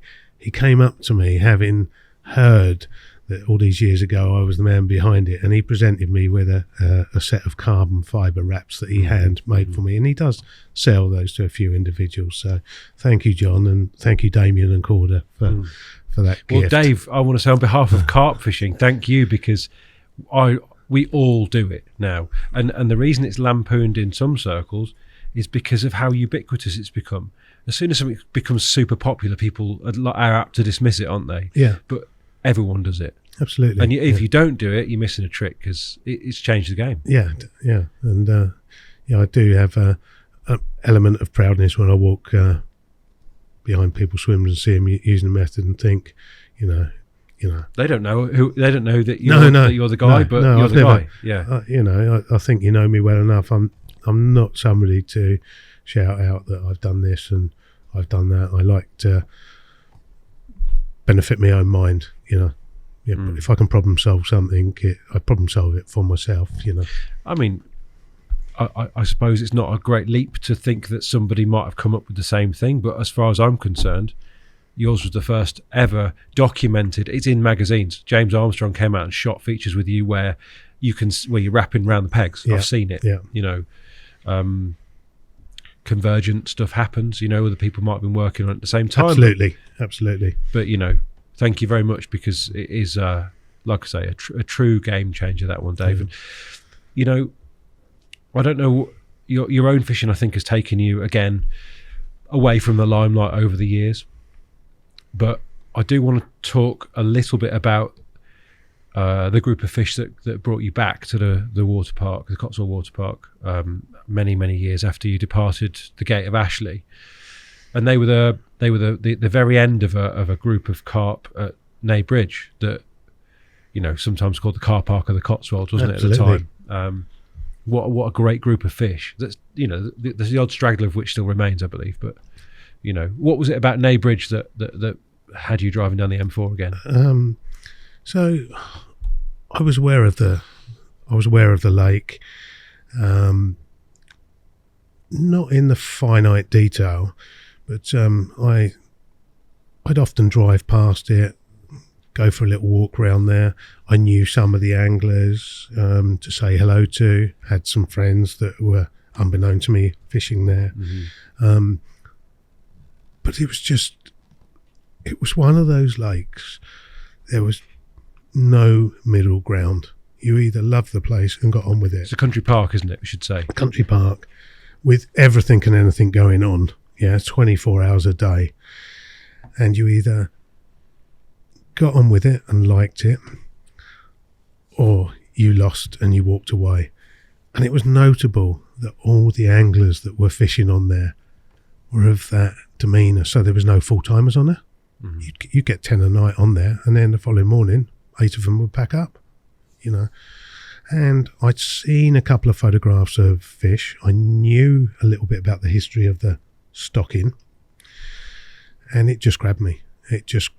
And I thought, it's got a big mirror called moon scale, a big common at the time, with quite a number of good sized fish as backup.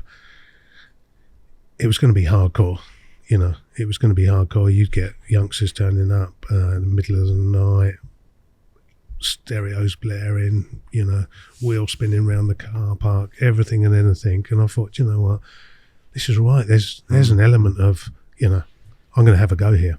So come May, bank holiday weekend, I decided to have a go, and now, given what we know of you and how you've described the way you approach lakes, you will have had a plan. Yeah. Can you share with us what the plan was, how you formulated your approach? So I'd known enough about my 12, 18 months having the occasional walk round, or regular walk round actually it was, as I was passing, I'd walk round. People had said to me, red fish meals don't work anymore, so I thought, right, okay, red fish meal we'll have. I'd seen there was a lot of tench in there, so I thought avoiding the tench is something that I need to do. So I thought long hair, and that's how I started off. Calmly, first night on there, got in a swim called the party swim. Again, one of 4 areas that I'd had in my logbook as potential targeting points. There was the disabled, which I knew again was a popular swim, so I thought I'd leave that one alone. There was the car park swim, the party swim, the points, and then on the opposite bank the large and small conchs. The dam area at the end was, I think, out of bounds really.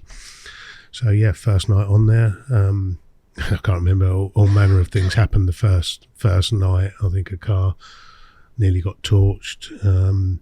There was a rave going on in the field around the corner, but it was all, I think, I'm quite enjoying all this, all this level of activity, people passing by and dogs going in your swim.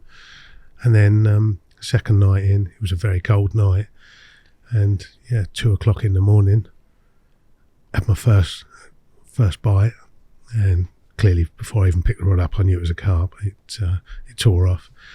Played this fish, and I was fishing alongside this Pomatagon weed bed, sort of 12, 14 foot of water of this wiry type weed, and I could feel the line grating through, and then got this big mirror eventually in the net. I looked at it, and it was the one. My first fish in its moon scale. Unbelievable. May bank holiday, May the 4th, I think it was. Sacked it up, went and woke a couple of the guys up the bank. I said, "You're not going to believe it.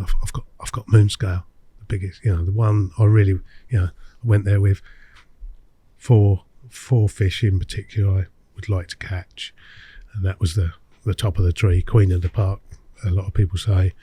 And I think we have got a picture that we can the one there? show. Yeah, that's moon scale in all her glory.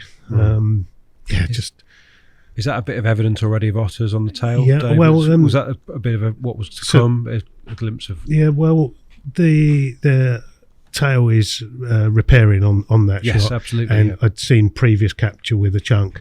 Some said it was a line cut, but invariably when you look at the predation elements in the water park and neighbourage that was going to ensue over the following few years, it may well have been an otter attack, and certainly top load damage is... Fish is in good, the root of health there, you'd say. Yeah, absolutely. And I've managed to get really nice pictures, and one of the things I liked about that strain of fish is when you look at the detail of the skin, it's very, very textured, And I'd noticed that on a photograph I took the year before of a guy, and when I looked at it on my big computer screen, full frame camera, you get all the detail, and I thought how unusual, and I thought I'd like to catch some of those, and to get the major prize first weekend. Can you tell us a little bit about the spot that you chose and how you baited, Dave? Yeah, so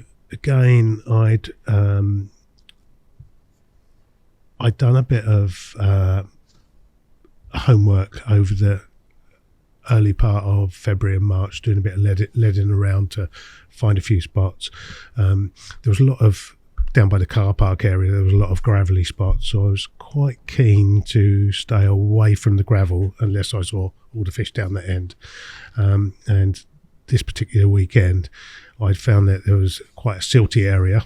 Yeah, so long hairs, 2-inch hairs, 2-inch or 1 3/4 hairs, red fish meal boilie, essential B5. I'd probably baited with 50 to 100 baits, mixed sizes and a couple of mixed type. And I definitely had fished a silty gully adjacent to where this big pomatum weed bed was. It was evident for a couple of years previously, looking at some of the fish in the height of summer, that they loved these pomatum weed beds, which there was one here in front of the party swim, and there was also a big one at the dam end. Nowadays, I think there's probably more evident weed beds, but of course a lot less fish, because over the following few years, the otters struck the venue hard, and that fish was lost to otters as was the other big fish, I mean, a problem that you'll have become, all too familiar with in the southwest, which has been hit, it's fair to say, amongst the hardest in the UK, hasn't it? Yeah. Further southwest you go, the worse it is. Absolutely. Certainly up there with like Yorkshire and East Anglia in terms of how bad things have been. Has that? I mean, you guys weren't blessed with loads of carp to start with down there. Has that situation stabilised, Dave? Do you think? I think to a degree it's stabilised. I mean, for a 2 or 3, maybe even 4-year period, fish losses during the winter, the killing fields are November through to April, and it was almost a weekly phone call or a text that I'd be getting a picture of something's been lost. And the sad thing is on the venue is that as every fish diminished, then certain anglers, particularly when the big fish went, then anglers then move away from the venue. It had a stock-in, a charity stock-in from one of the bait works meeting. I think they stocked, Mark donated about 10 VS fish. Some of those got ottered quite quickly. Some of those have grown on and still there to this day, a few of them. And I think there's 3 of the original stock-in still left, all males. But of course, things have changed within the angling club as well. So not so many people fish the place these days, and it's difficult with a lot less fish. There have been a couple of under-the-radar stock-ins, and hopefully I'd love to see the venue rise again. And I do believe there's something about the venue. Like I say, I've fished nowhere like it. And it was very intense, very hostile environment. But I've met some of the best friends in my fishing that are great friends today that I met on the banks of Neighbridge. All different characters, all different walks of life, and we get on and have regular contact, sometimes daily or weekly. And I'm proud that Neighbridge gave me that. Oh, so you should be. And I know one thing that is a big source of passion for you, and always has been. Whenever we've spoken in the past, Dave, you've always asked what camera I'm shooting on, and what lens is, and you're a geek, a photography geek. It's fair to say, I think. Now, tell me about how that started within fishing, and how your eye has been taken by the wildlife that we see as well whilst we're angling, and in fact even sometimes when we're not angling. So when I was there's lovely shots Toby just put up of it's an incredible shot. 8 damselflies on a stick, which is doing it no justice whatsoever. No, it really isn't. So if we just go back along, as a youngster, a 10 and a 12-year-old, my uncle Cliff Bolton, he was photographic manager or head of photography for Plessey Radar. So I was always inspired as an angler by the black and white photographs of Bill Quinlan and Jack Hilton, particularly Bill Quinlan's. He set and that aspiration for quality set the scene for me. So I had my first SLR at 13, 14 years old. So I take the photographs, go and get Cliff to develop them for me. He was a very critique and said, no, your quality's not good enough. So that inspired me to learn more. So I taught myself really how to take a photograph and understood from an early age technically what aperture, shutter speed and the correlation. And from there, over the years, moved through various SLRs and onto colour transparency film, which was to me the ultimate, your Fuji Velvia or your Kodachrome 64.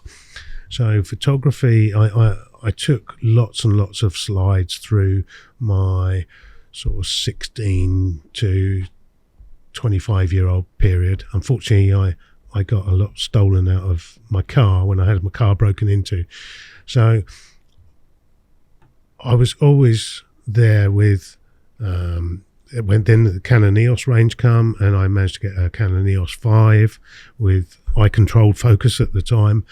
And again, so I was shooting primarily slide, 50mm lens, and then sadly at the 2006 finals of the BCAC, when we defended our title, I had my car broken into at the presentation and I lost all of my photography equipment.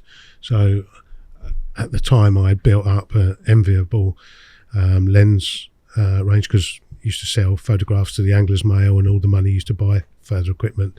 And then of course my next plunge was the digital era, which at the time the SLRs, when I looked at the photos, didn't look that great, so I sort of parked it with a compact at the time.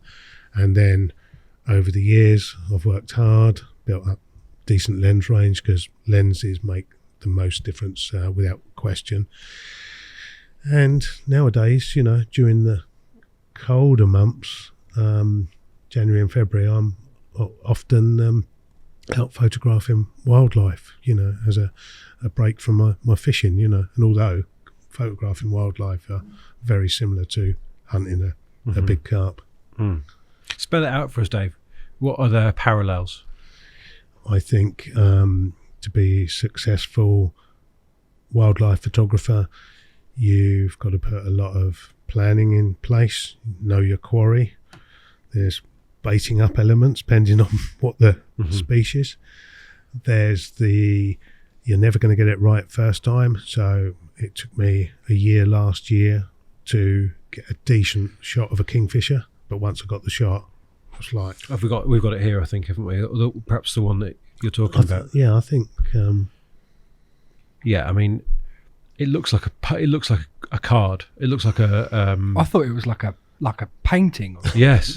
It's big in the frame. Yeah. Incredibly richly coloured.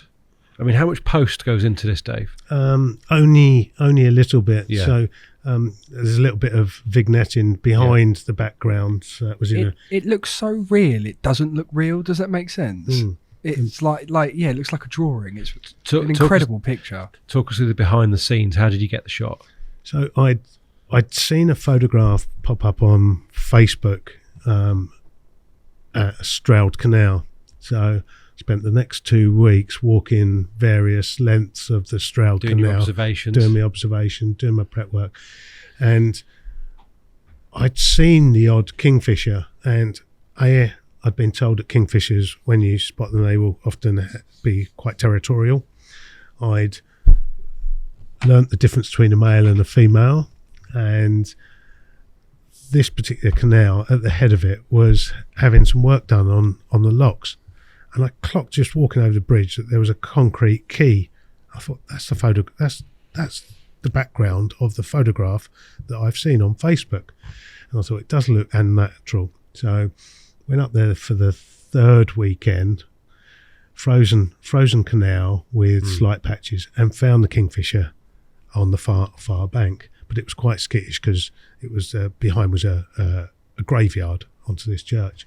And then the following day I went back at first light and it appeared on this quayside, and I was there taking some photographs on the quay, not really getting the background. I thought, it looks a bit artificial, but they were good close-up shots. And all of a sudden this dog came over my back, because I was laying on the quayside, and jumped into this icy, drained down bit of water. So I've got a dog walker who's having a go at me that it was my fault that I was there that caused the dog to jump in. And I literally, the kingfisher went under this bridge, and I turned around and it resided in a tree sort of over my shoulder. Managed to get frame, hold the lens, managed to get five frames off the thing, then put the camera down. The kingfisher flew off, and I went and rescued this dog for this woman in the canal.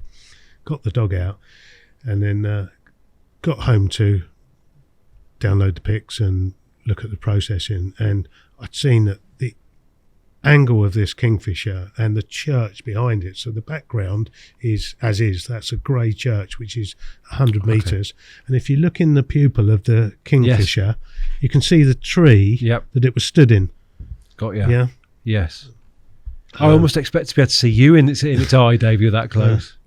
So there we go. See the tree. It looks like an older tree. Yeah. It is an older tree. Yeah. Absolutely. So I got home and I looked at these pictures, and they were all tack sharp. And then there's this one, which is the picture we're looking at, where the kingfisher is just turned away, probably the split second before he flew off. And I was really happy with that. Really, really happy.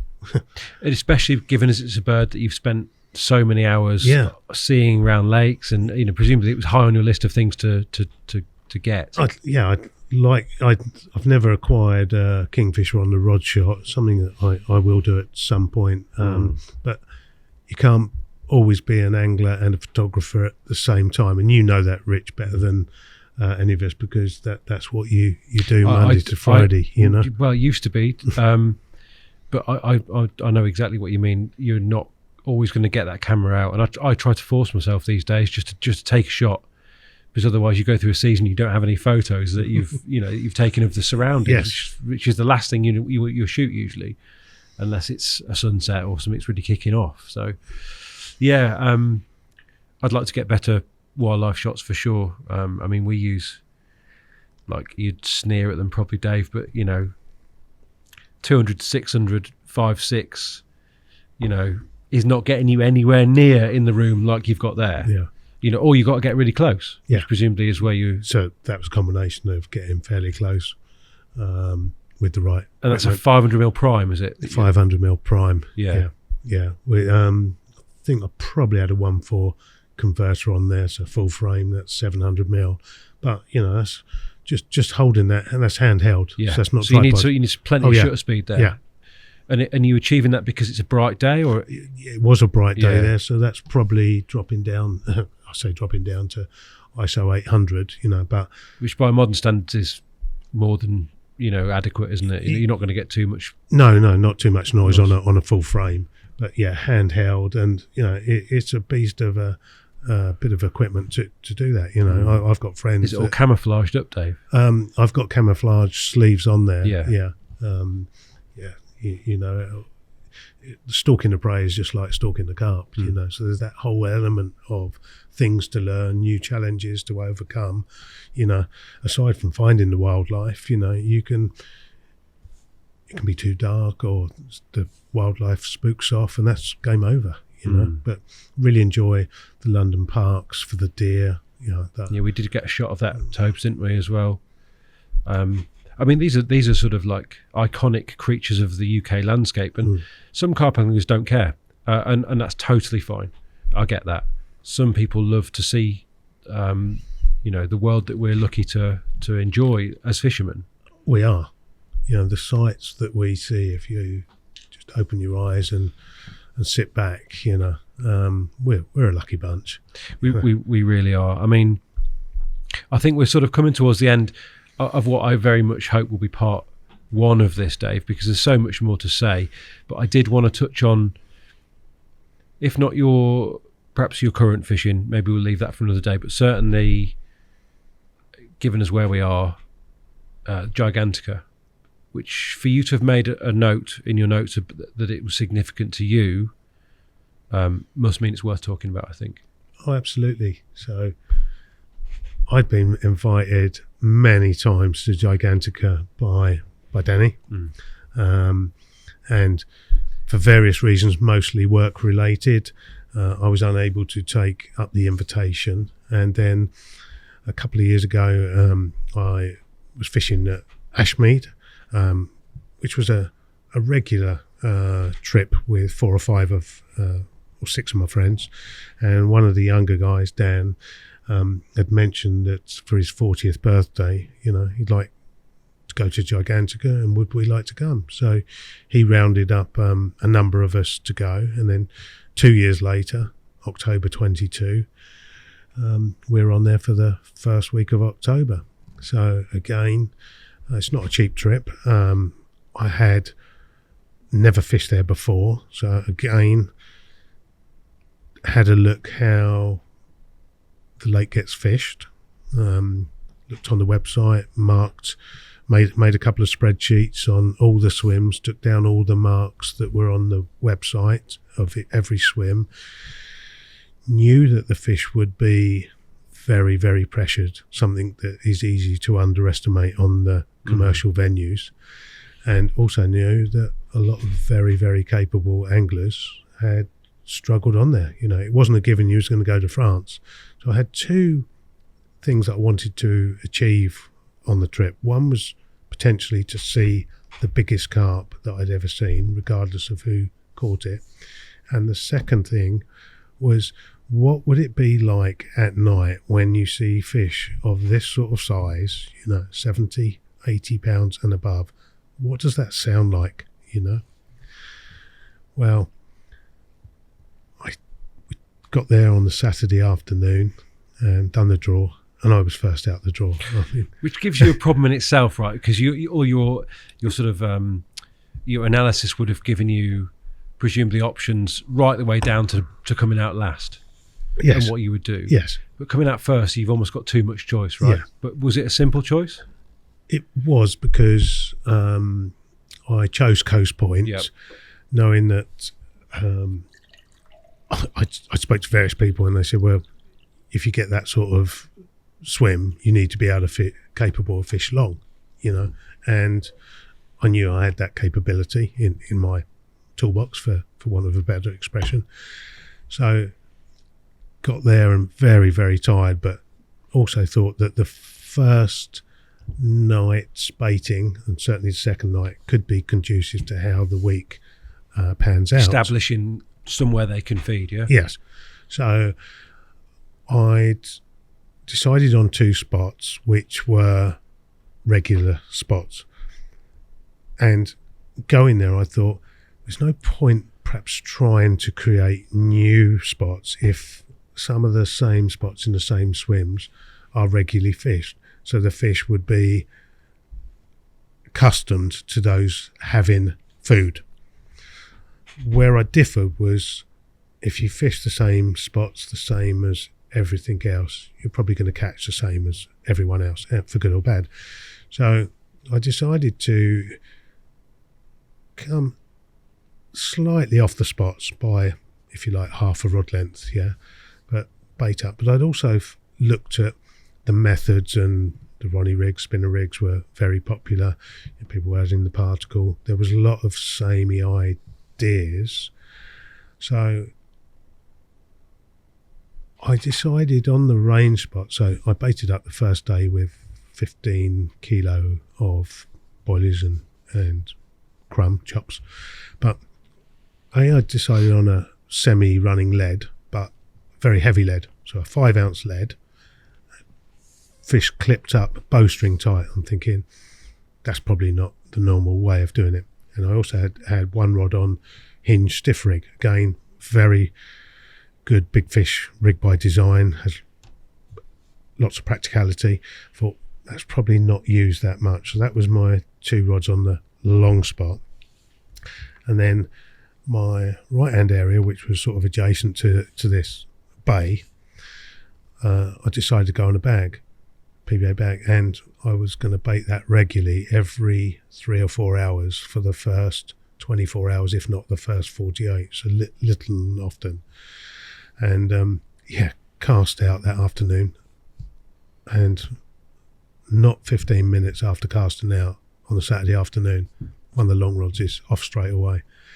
Managed to get a fish, 35, 36 pound. Couldn't believe it. Before I got a photograph, the thing, I'd let the thing go through, not zipping the retainer up properly.